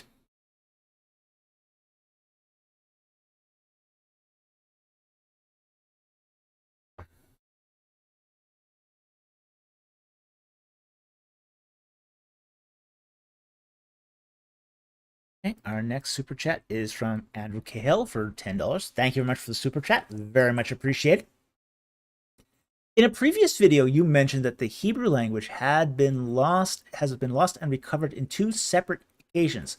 Can you elaborate on the circumstances around both times this happened? Oh yeah, absolutely. Okay. The first time it was lost was around the 4th century AD. After, say, the Bar Kokhba revolt in 135 AD, essentially the Romans took the Israelites and deported them. And they deported them to all other spots, to many other spots around the Roman Empire. And under those circumstances, you didn't have a strong synagogue movement. There were still enclaves of people who did still read the Hebrew scriptures, but Hebrew became lost as a living language. Frankly, pretty much entirely. It was then sort of underwent a renaissance in the 8th century AD under the Masoretes. You had 2 communities of Hebrew speakers, one in Babylon, one in, say, Tiberias. And between the 2 of these groups, they sort of revived Hebrew as a spoken language, essentially recovering it. This is the time when they start adding spaces to the Hebrew text and the Masoretic pointings, essentially the vowels. The vowels so you can distinguish between one word and another. So, that's the first revival, is it happens in the 8th century. So at that point, Hebrew had been lost for about 400 years. Now, the revival that we see with the Masoretic text didn't last. Yeah, Hebrew continued to persist essentially, into the 12th, 13th, even 14th century AD. And then you start getting Islamic rule. And while Islamic rule tolerated the Hebrew, the Jewish settlements around the Mediterranean, it also did what it could to discourage it as well. And what ended up happening is a lot of Hebrew communities, so a lot of Jewish communities started picking up Arabic. They started picking up the languages of Europe as they emigrated to Europe. And Hebrew as a spoken language became lost again. And it became so bad that Hebrew, the Jewish people, even lost what many of the Masoretic points actually meant. Like, for example, you look at, say, a Masoretic text, it's got this kind of CRC code down the side of the columns. Well, nobody figured out what that meant until the 20th century, essentially, because that had become lost knowledge. You also see that Hebrew itself wasn't revived again as a spoken living language until the 19th century, when the Zionist movement basically said, well, if we're going to have a homeland, we need a home language. And it should be Hebrew, but nobody knows how to modernize Hebrew. So basically, it took some individuals to basically revive Hebrew as a spoken language and sort of dust off its say lesser known, dustier corners and bring it back out as a spoken language again. So we had the first loss of Hebrew as a spoken language in, say the 4th century, basically around the end of the Roman Empire, the West.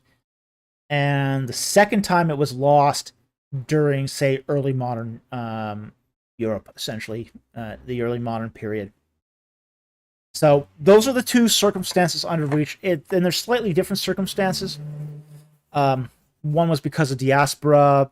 The other one was really because of, say, changes in rulership and local community. So anyway, I hope that answers your question. Thank you very much for the super chat. Very much appreciated.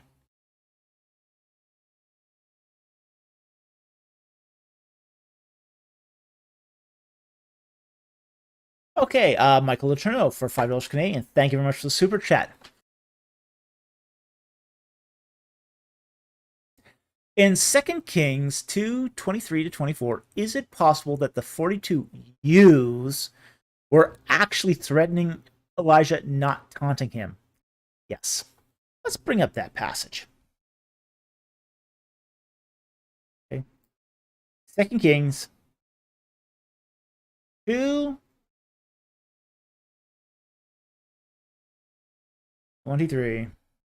I'll bring up our Bible here. Then he, I believe Elijah, mistaken. Yeah, it's Elisha. Then he went up from there to Bethel, and as he was going up by the way, the young lads came out of the city and mocked him and said to him, "Go up, you bald head, go up, you bald head." When he looked behind him and saw him, he cursed them in the name of the Lord. Then 2 female bears came out of the woods and tore up 42 lads of their number. Okay.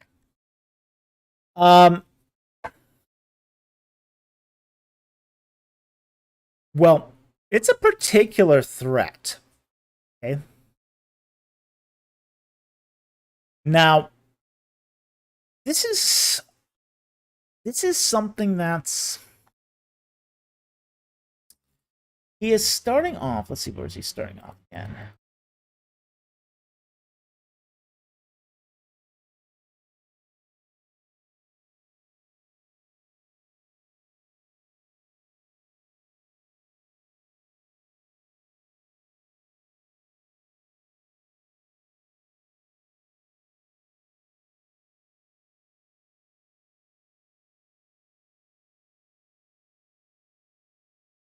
Okay.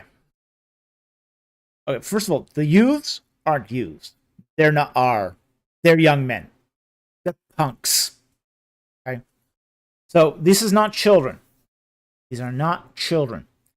These, well, yeah, it's 42 to 1, but these are not children. These are young men. Okay. These are punks. They're teenagers. They're young adults. They're thugs. You know, that's a better way of saying it. They're basically ordering him. Okay? It's not just a taunt. It's an order. Okay? They're ordering him to go up to Bethel. And up here is not it's not a designation of elevation. It is go up cultically. Okay? So they're putting the screws on Elisha to essentially go up to a cultic site and practice aberrant Yahwehism. So that's what's happening here. He's supposed to be coming down from Jerusalem, which is actually basically from where he was coming. It's a downward elevation. But it's going up cultically. Because Bethel is a high place. And a high place is not necessarily situated on a mountain. We kind of think of high places as situated on a mountain. But they weren't all situated on a mountain. A high place could be in a valley. It could be on a valley. It could be low in elevation. But it's high in the respect of it being a cultic place. A place where gods would reside. So that's what's happening here. Is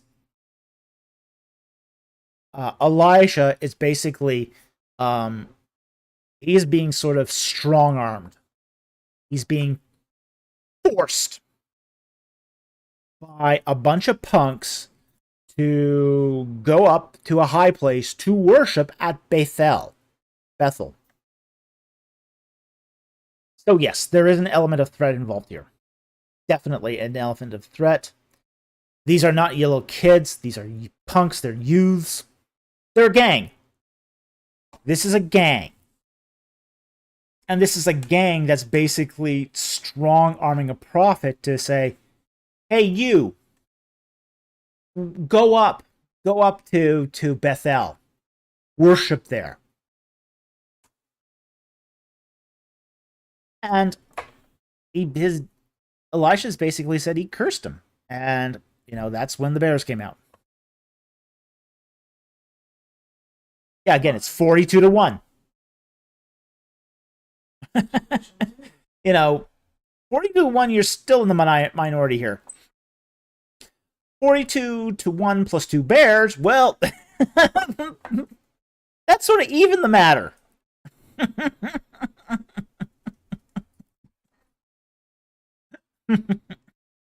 and they absolutely knew who they were talking to.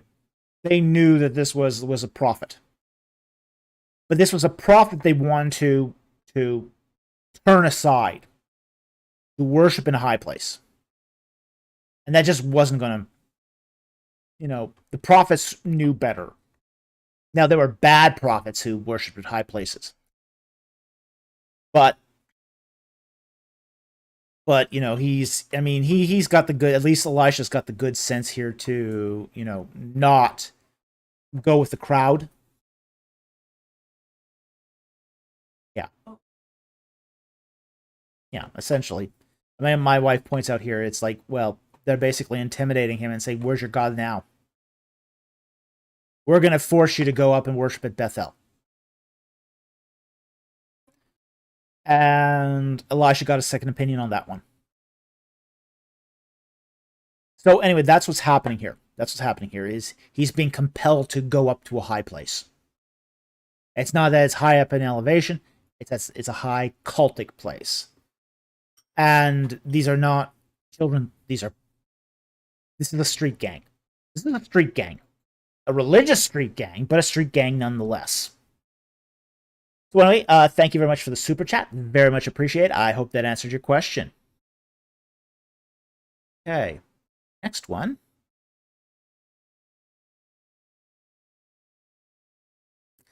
is from Historical Strategy Gaming for $5. Thank you very much for the super chat. Very much appreciated. Would you consider the Ptolemaic dynasty the soap opera period of ancient Egypt with all the family drama that was supposed have happened? I felt loud. Oh yeah, it's so bad, and it's so Days of Our Lives. Yeah, the Ptolemaic period had its definite dramatic moments, and very soap opera-ish sometimes. And some of this was set up by the previous king. You know, you would have a king basically in the Ptolemaic period go, hey, you know, I'm going to choose between brother and sister here. You both can be king. So I'm going to marry you two together, and you get to become king and queen and co-regents. You know, because I'm not going to choose between you two. That was not always a great decision.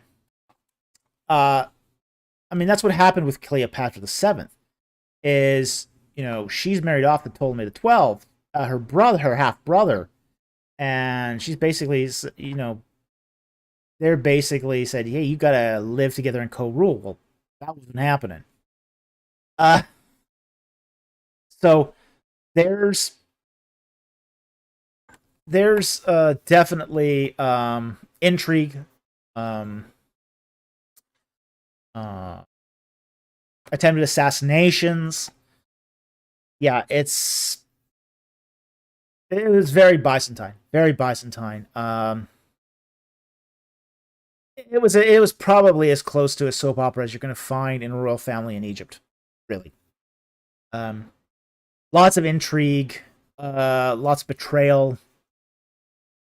I'm not again. It's not an area that particularly interests me because I tend to go more for temples and religion and ritual than I do for court gossip. But if you like that stuff, the Ptolemaic period had plenty of that.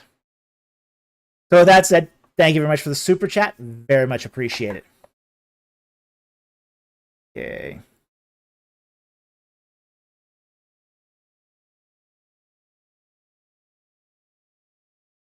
Lou for $5. Thank you very much for the super chat. Why does 1 Chronicles 7:20-24 place Ephraim after the Exodus? Okay, let's talk about that. We should talk about that because that is actually really interesting.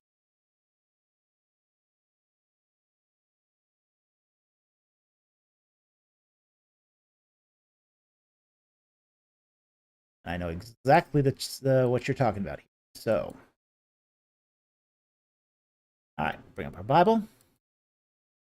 And we'll just read from verse 20 here. And the sons of Ephraim were Shutelah and Bered his son, Tahath his son, Elidiad his son, Tahath his son, Zabad his son, Shutelah his son, and Ezer and Eliad, whom men of Gath, who were born in the land, killed, because they came down to take their livestock, and their father Ephraim mourned many days, and his relatives came to comfort him. Then he went to his wife. She conceived and bore a son, and she named him Beriah because a misfortune had come upon his house. And his daughter was Shirah, who built lower and upper Beth Horon, also Uzan Sharia. Okay. this is what we call clan identity. Okay? This is not the same Ephraim that was son of Joseph. Not the same Ephraim. We are told in the book of Exodus that 70 souls came to Egypt, or were of the sons of Jacob.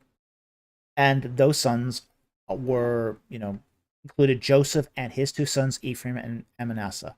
And all that generation died in Egypt. So this is not the same Ephraim as the Ephraim of say Exodus chapter 1 or even the end of Genesis. Not the same Ephraim. Okay. So if this is not the same Ephraim, which Ephraim is this? This is the clan leader of the Ephraimites. Now, what is a clan leader? Basically, when you have a clan that lasts for a very, very long period of time, often the name of the clan is passed down from father to son in such a way that the clan leader adopts the name of the clan. This is why we have something like, say, Donald of the clan McDonald. Mick being son of Donald. That clan has been around for 900 years, and yet they're still using the name Donald. Go figure.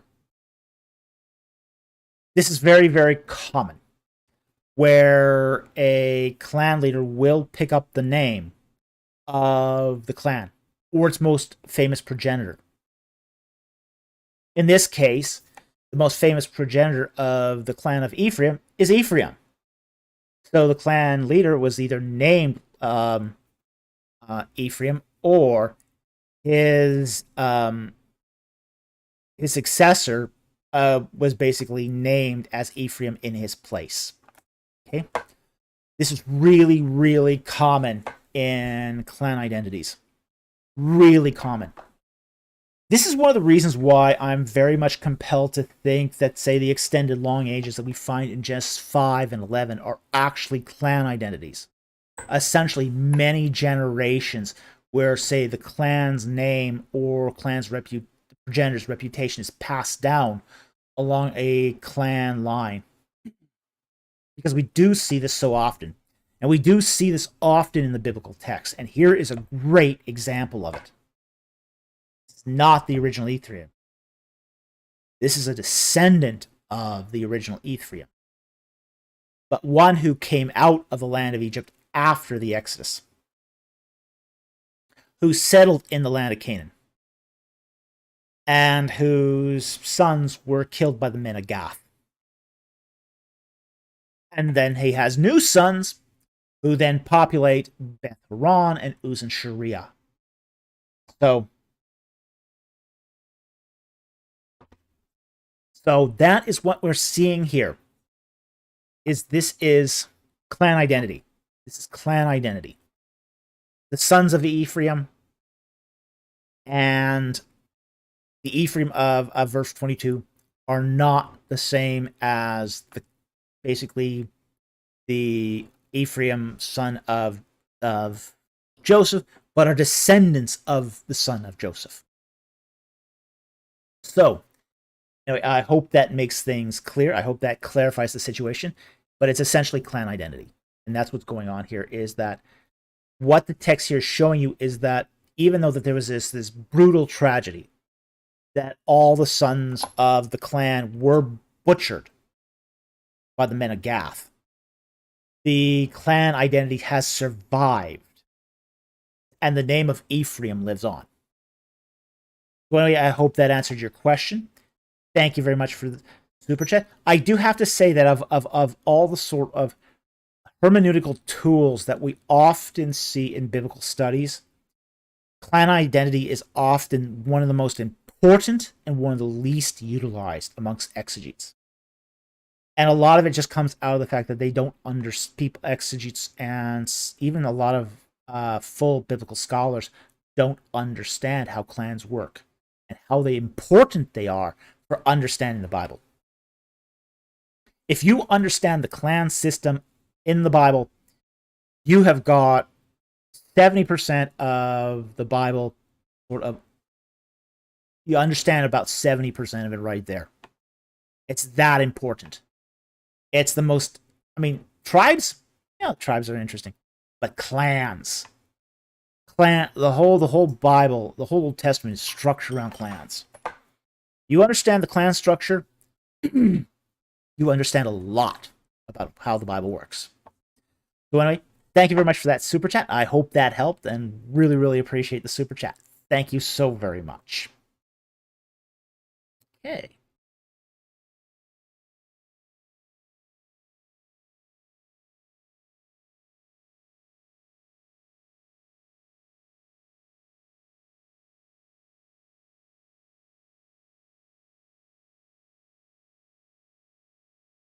Okay, I think this is our last super chat so far from Andrew Cahill for $5. Thank you very much for the super chat. Do you think Neferneferuaten was Nefertiti? No, I don't think Neferneferuaten was Nefertiti. Now, I think Neferneferuaten was probably Semenkare. Push to shove, it's really hard to know. We don't really know for sure who Neferneferuaten was.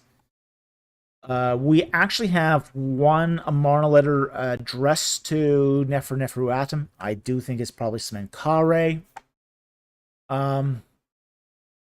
I have doubts whether Nefertiti was even alive at the time when or at least I think Nefertiti died really shortly after Semenkare took the throne. Now, I do think there was a Semenkare. I do disagree here with James Allen on this one. I know James Allen thinks that there was no Semenkare. I disagree with him. A lot of Egyptologists disagree with him. There's always going to be some question of what was the exact succession between Akhenaten and Tutankhamun. We know the gap wasn't very long, only about 2 years. Was this a very eventful 2 years? Was there a possible succession between Nefertiti, her 2 daughters, Mary Taten, one of them, and then Tutankhamun? I doubt it. I really doubt it. I've heard the case advocating that. I know the couple of Egyptologists who have been pushing that view. I'm not convinced by it. I do think there was a male successor between Akhenaten and Tutankhamun. I think it was Semenkare. Now, we also don't have Semenkare's body. So, what do we make of that? I mean, we do have enough evidence to suggest that there was a Semenkare. We have a wine docket. His name also appears on one of the boxes that we find in the tomb of Tutankhamun. So I think there's enough evidence to justify Semenkare. The thing is, we just don't have enough to connect Neferneferuaten to a person. Until I get more evidence that it is Nefertiti or one of her daughters, I'm sort of at this point leaning towards Neferneferuaten being Semenkare. But this is something that's highly debated. I'm not going to die on this hill. If it's proved at some point it is Nefertiti, I'll go with it. But at this point, I don't find the evidence that Neferneferuaten was Nefertiti to be compelling. Okay. So anyway, I hope that answers your question. It's not an answer you can answer because we don't have enough info. 2 years is not a big span of time in ancient Egypt. I was really hoping that when they did the excavations at Horizon of the Ocket, which is a Marna period town between Deir el Medina and the tombs of the nobles. There was a massive town there. They were doing excavations here. I was really hoping that they would get some more texts because that was a big Amarna period town. It would have been really nice if they could have found some more, say, seals, some more wine dockets, something that would have given us more clues as to who was in charge. And unfortunately, they've found a lot of buildings, but they haven't found many texts.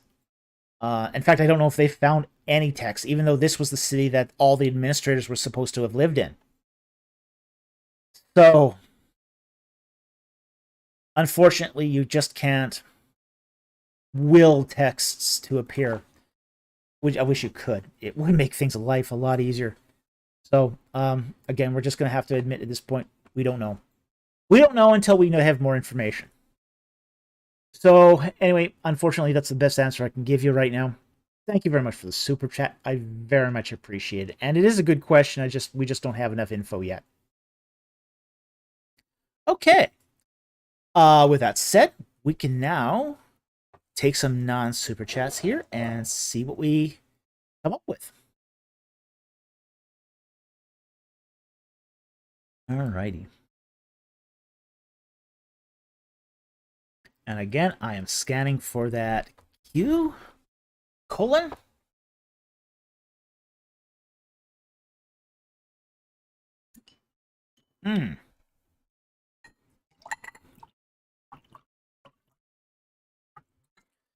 I'm going to take this one about church history.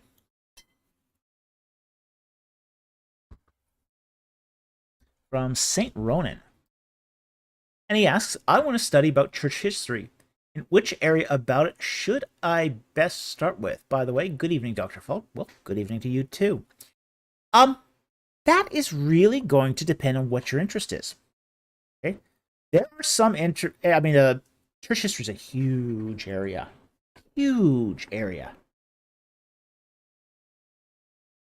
When I was into church history, I really was interested in the patristics period. The early church fathers. I found that fascinating. I couldn't get enough of reading the early church fathers. That for me was really the bee's knees of church history. Yeah, but I also have to admit there are other parts of it that are very interesting too. The Reformation's an interesting portion. The Babylonian captivity was very interesting. The whole sort of Charlemagne, very interesting. There's a lot of interesting pieces of church history. Even the Jansenist Jesuit debates, really fascinating. Okay? So it's really, what I recommend you do is get yourself a general church history book. I think Eerdmans published an illustrated, I don't even know if it's still in print. I think it was edited by John Woodbridge. I would recommend getting a general book and just reading through it. And I think it was called History of the Christian Church. And it's published by Eerdmans. It's lots of photos in it. You can get used copies super cheap right now because they made like 1 million of them. And basically find out which part of church history interests you. You might find what interests you doesn't interest me, and vice versa. Okay? So basically start with that. Take a read through, find out what piques your interest, and then focus on that. Because every sort of portion of church history has its own interests and payoffs. For me, as I said, I love the early church fathers. I thought it was super interesting to see what they knew about the Bible, what did they know about the New Testament, what did they know, who did they communicate with, how they pass their information on. These are questions that I thought were very, very fascinating. But they're not the only questions. And church history is full of really, really interesting questions. So again, start with a general text, read it through, and then see what interests you, and then go from there. So anyway, thank you very much for that question. I hope that helped. And I know you know how to get a hold of me if you want more details. So I'll leave the rest in your hands. But anyway, thank you very much for the question. Okay. I'll take this from the Bible Exegete. Kenyon places the final destruction of Jericho around 1350 to 1325. The last scarab is of Amenhotep III. The pottery found is from the 14th century. How does that fit in with the 13th century Exodus? Okay. Now, here's the thing. She is going off of the work of Garstang, and what happened was Garstang found a destruction layer in the Late Bronze Age. Now, Garstang isn't specific on whether it's Late Bronze 2A or Late Bronze 2B. Now, the scarab of Amenhotep III, that's Late Bronze 2A. Okay? And that was found at a cemetery. So she is going to conclude that the final destruction of the city was around that Late Bronze 2A. But she's not sure. She doesn't know for sure. Lorenzo Nigro, just last year, published a paper where he found a section of mud brick wall, that dates to Late Bronze 2A. And in that section of wall, there was no destruction layer. But he also notes that the 2B layer was removed.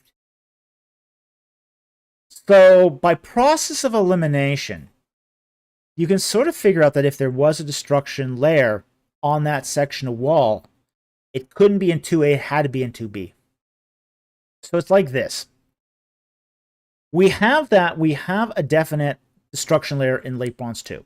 Okay, I mean, Kenyon would not argue this. Garstang, after Kenyon's redating, says, yeah, definitely Late Bronze 2, we've got a destruction layer. It's really at that point, is it 2A or 2B? And given the evidence that we now have by process of elimination, we almost have to conclude now that that destruction layer was in 2B. And then if it's in 2B, you are then talking about then a 1200, 1220 BC destruction for that mud brick fortification and rebuilding of the city there. So that's really how it fits in with the 13th century Exodus, because that destruction would then be contemporary with the destruction that we find at Hatzor. And the destruction at Hatzor, the destruction there is exceptionally clear. There's no question that the only destruction layer that we find at Hatzor and it's more than just that we find a destruction layer at Hatzor. And I think here's one of the things is that early daters go, oh, you don't find a destruction layer for the 1400 BC destruction of Hatzor, but that's absence of evidence. Absence of evidence. But what they don't do is they don't tell you what we do find there in its place. It isn't that we don't find a destruction layer in 1400 BC at Hatzor. It's that we find constant occupation there.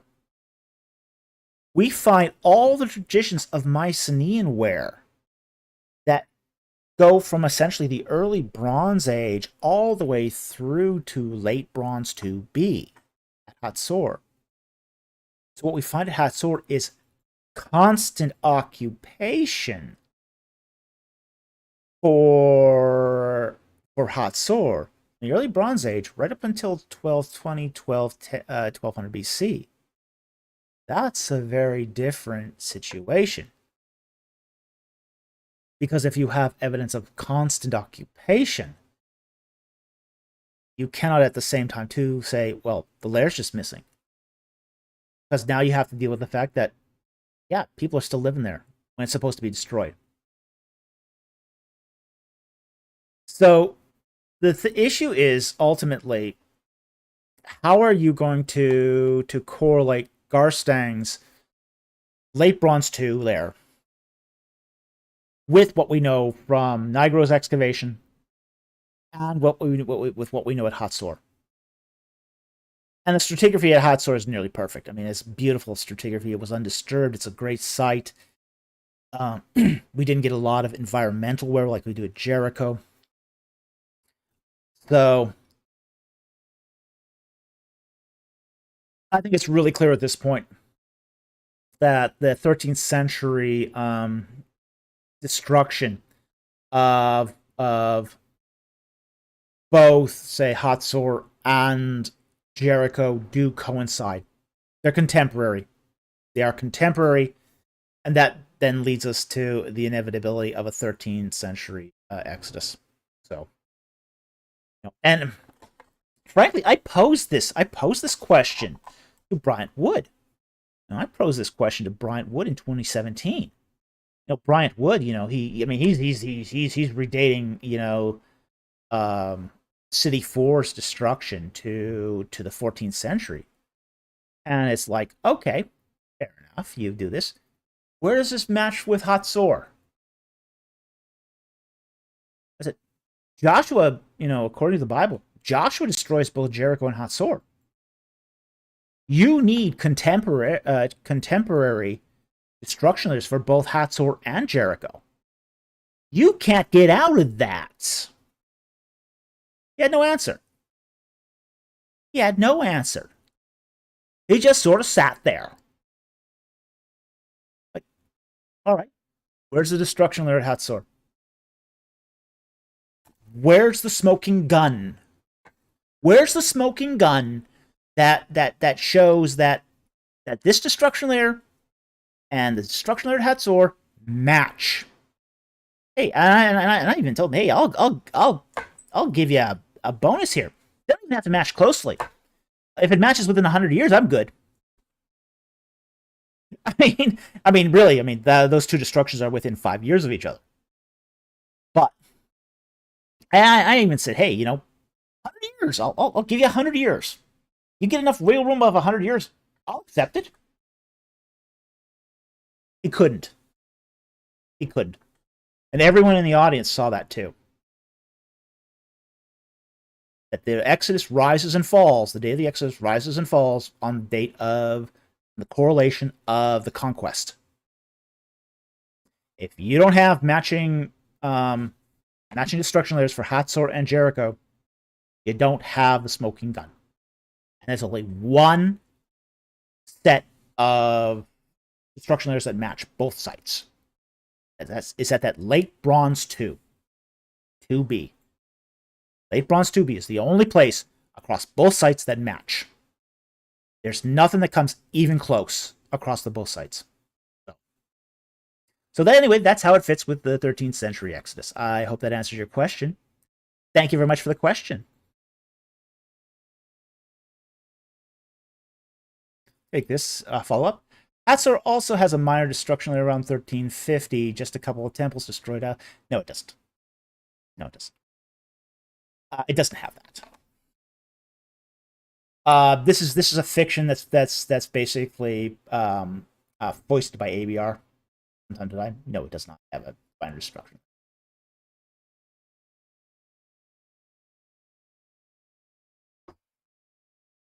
And even if you could say that it was 1350, you still wouldn't have anything that matched really what we have at Jericho. So even if you could come up with a 1350 destruction layer at Hatzor, and you really can't. I've heard ABR mention this. You don't find that in any of the excavation reports. It just isn't there. What we have is constant occupation. That's what we have. And you can look at all of the excavation reports for Hatzor, and it's consistent across the board. The only one who claims that there's a second destruction layer around 1400, 1350 is ABR, Associated for Biblical Research. They're the only ones who claim this. The Dean isn't claiming this. None of the other excavators are claiming this. Only ABR claims it. So, you know. So you say Ammon Mentor? Well, I'd have to look that up then. If you have a page reference, leave it in the comment section. I'd love to look it up. But as far as I know, there's no 1350 destruction there. I'm pretty sure of it because I've been through all the site reports. I have not seen that. So anyway, thank you very much for the question.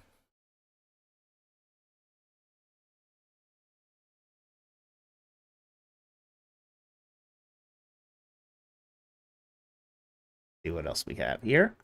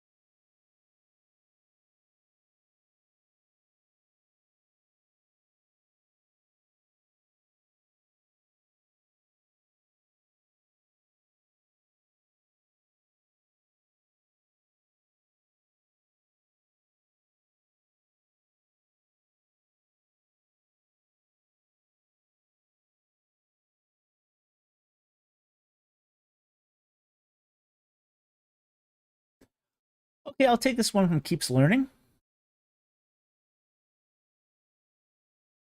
He asks, how interested were ancient Israelites with Mount Sinai after conquering the land, considering Judges 5 Sinai really melted? We seem more interested than they were. Yeah, we were. We are. See what Judges 5:5 says.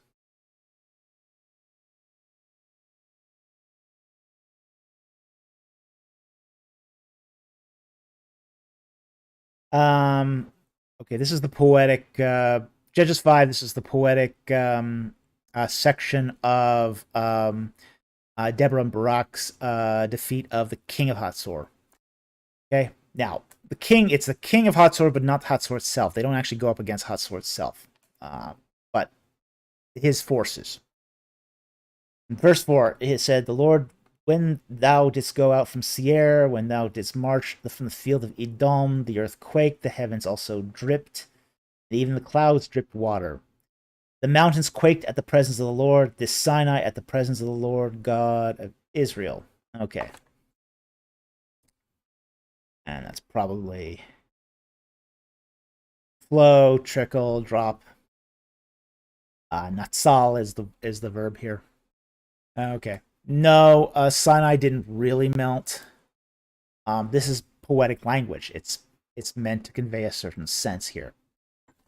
Now, how interested were the Israelites with Sinai after conquering the land? Not very, to be honest. Sinai wasn't the promised land. Canaan was the promised land. That's where they're going to. A land flowing with milk and honey. Okay, albeit goat's milk and wild honey, but milk and honey nonetheless. The products of a pastoralist lifestyle. So that's what they're moving towards.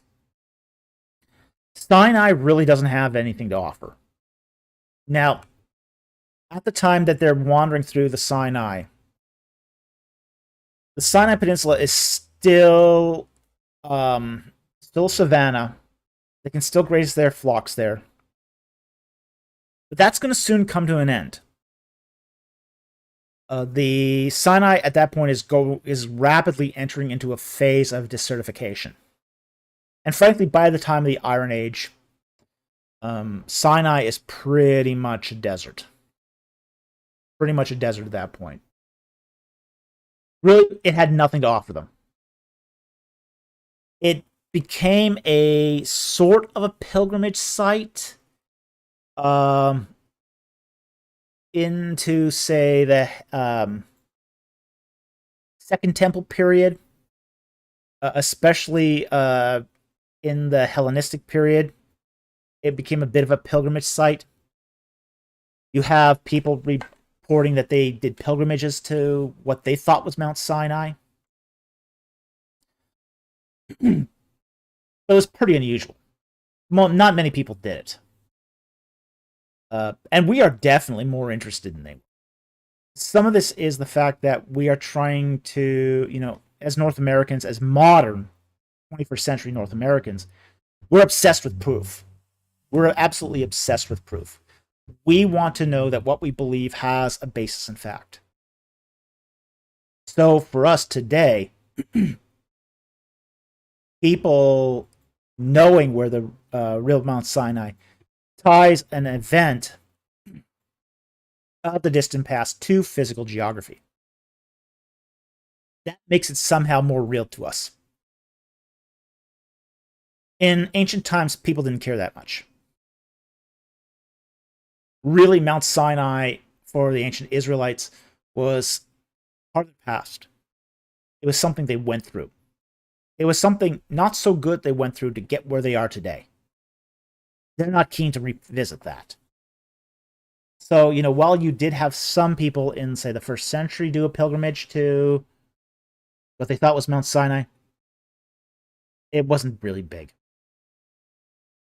It also is also true that it's a lot harder to get around in the ancient world too. Now, Roman occupation did make things easier for travel. You had access to travel in Roman times that you didn't have before then. The Romans built roads. The Romans patrolled those roads so that your chances of getting mugged were a lot smaller. So, this really increased in mobility between the various provinces of Rome. Yeah, you could still be robbed. You could still be attacked on the road. But chances were a lot less during the Roman period than prior to that. So this allowed people to do some pilgrimages from time to time.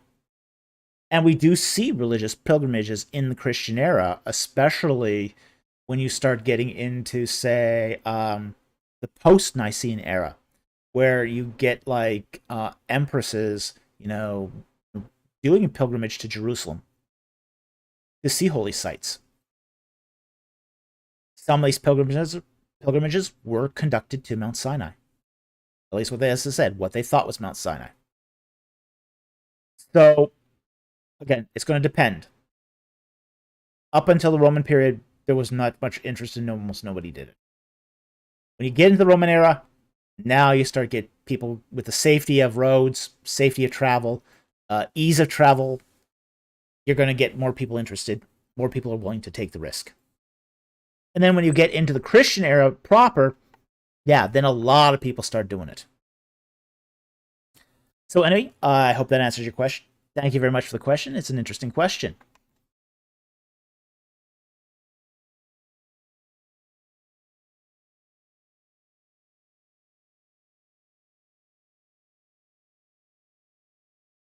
Warrior of the Most High asks, what punishments were there in Egypt for offending / insulting the king?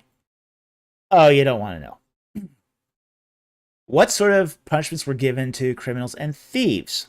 Any good books, resources on this? Okay. The whole issue of crime and punishment in Egypt is very interesting. It's also not terribly expansive, mostly because basically punishments boil down into two sort of catch buckets. Offenses against the king, offenses against everybody else. And your punishment often reflected who you did it against. Okay. If it affected the king, if it affected the social stratum, they took it real seriously. If it didn't, they didn't take it seriously. Okay? So, You steal a sack of grain from your neighbor. Probably nothing happened. Okay? Even if you got caught, nobody did anything. If you steal a bronze toothpick from the king, it was the death penalty. That's simple. And so offending or insulting the king, that was usually pretty bad. You usually ended up losing your head. And the way executions were done in Egypt required usually resulted in one or two forms of execution, usually strangulation or they slit your throat. That's how they killed you in ancient Egypt. If they decided to do the death penalty. So, with that said, however, there is a lot there that again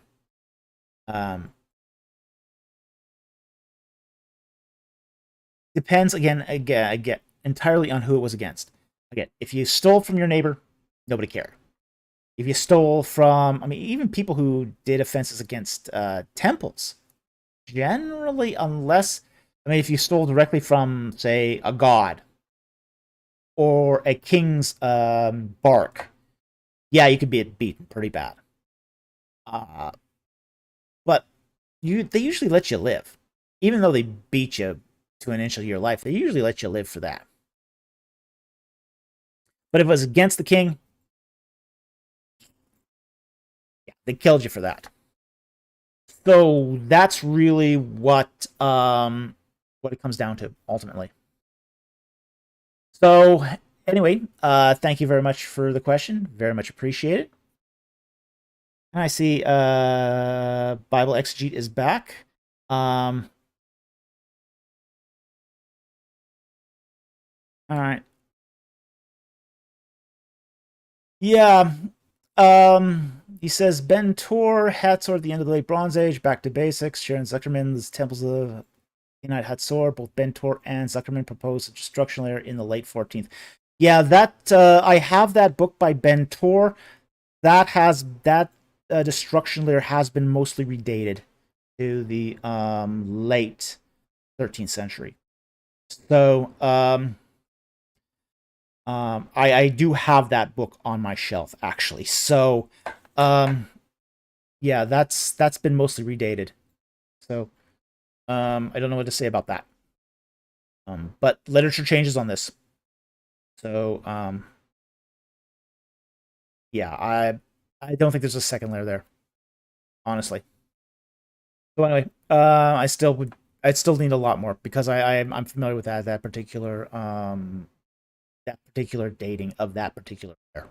And as I said, the dating on that's changed. So okay.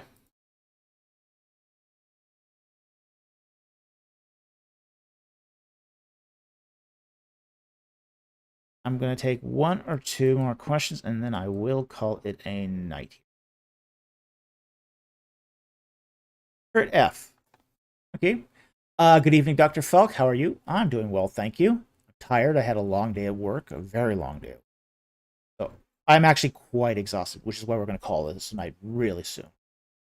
Do you believe we're in the end times? Yes. We have been in the end times since the resurrection of Jesus Christ. We've been in the end times for 2,000 years. Now, do I believe we're in the end times? That's the question. We're getting close. We're getting close. Probably the only sign that we're really given that we're in the end times is the apostasy of the church. We're certainly seeing that. But we've also been going through the apostasy of the church for the last 50 years. So, how close are we to the end? I don't know. Maybe 50? Maybe 100 years? Maybe 200 years?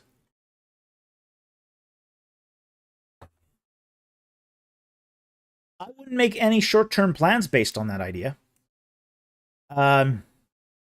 Just saying that we've been in the end times for a while, and every generation thinks it's in the end. So, yeah, I don't believe we're necessarily in the end of days, but it's been the end times for 2,000 years. So until the abomination of desolation is revealed, and we can sort of really sort of get a handle on that, it's like, okay, we'll just plod on doing the work of Christ, exactly as he asked us to do. Be faithfulness, whether it's you've got 10 days left or 100 years left. Be faithful in Christ, and let the rest take care of itself. Who cares if it's if I've got 10 days to live? My brother-in-law asked me this once. Well, what would you do different if you had only a day left to live, and you knew that Christ was coming tomorrow? Pretty much the same thing as I'm doing today. As long as I'm doing what I'm doing in the Lord, it doesn't matter when the Lord comes. The Lord may tarry. And if he does, well, okay. Yeah, Lord, come soon. But, if he decides to tarry, as long as I'm faithful in what I'm doing in my service to the Lord, shouldn't matter. Shouldn't matter when the Lord is coming. And frankly, we're not told. We're not told for a good reason. Anyone who thinks he knows when the last days are doesn't. So, because God said so. So, anyway, thank you for the question. But yeah, it's a pretty meaningless question of whether or not we're in the end times, because we have been in the end times. So, with that said, I don't know if we're in the final stretch of those end times, but it shouldn't change what you're doing. You should be always do everything unto the Lord, whether you eat, drink, pray, acts of service, do it all unto the Lord. By the way, thank you very much for the question. Appreciate the good question.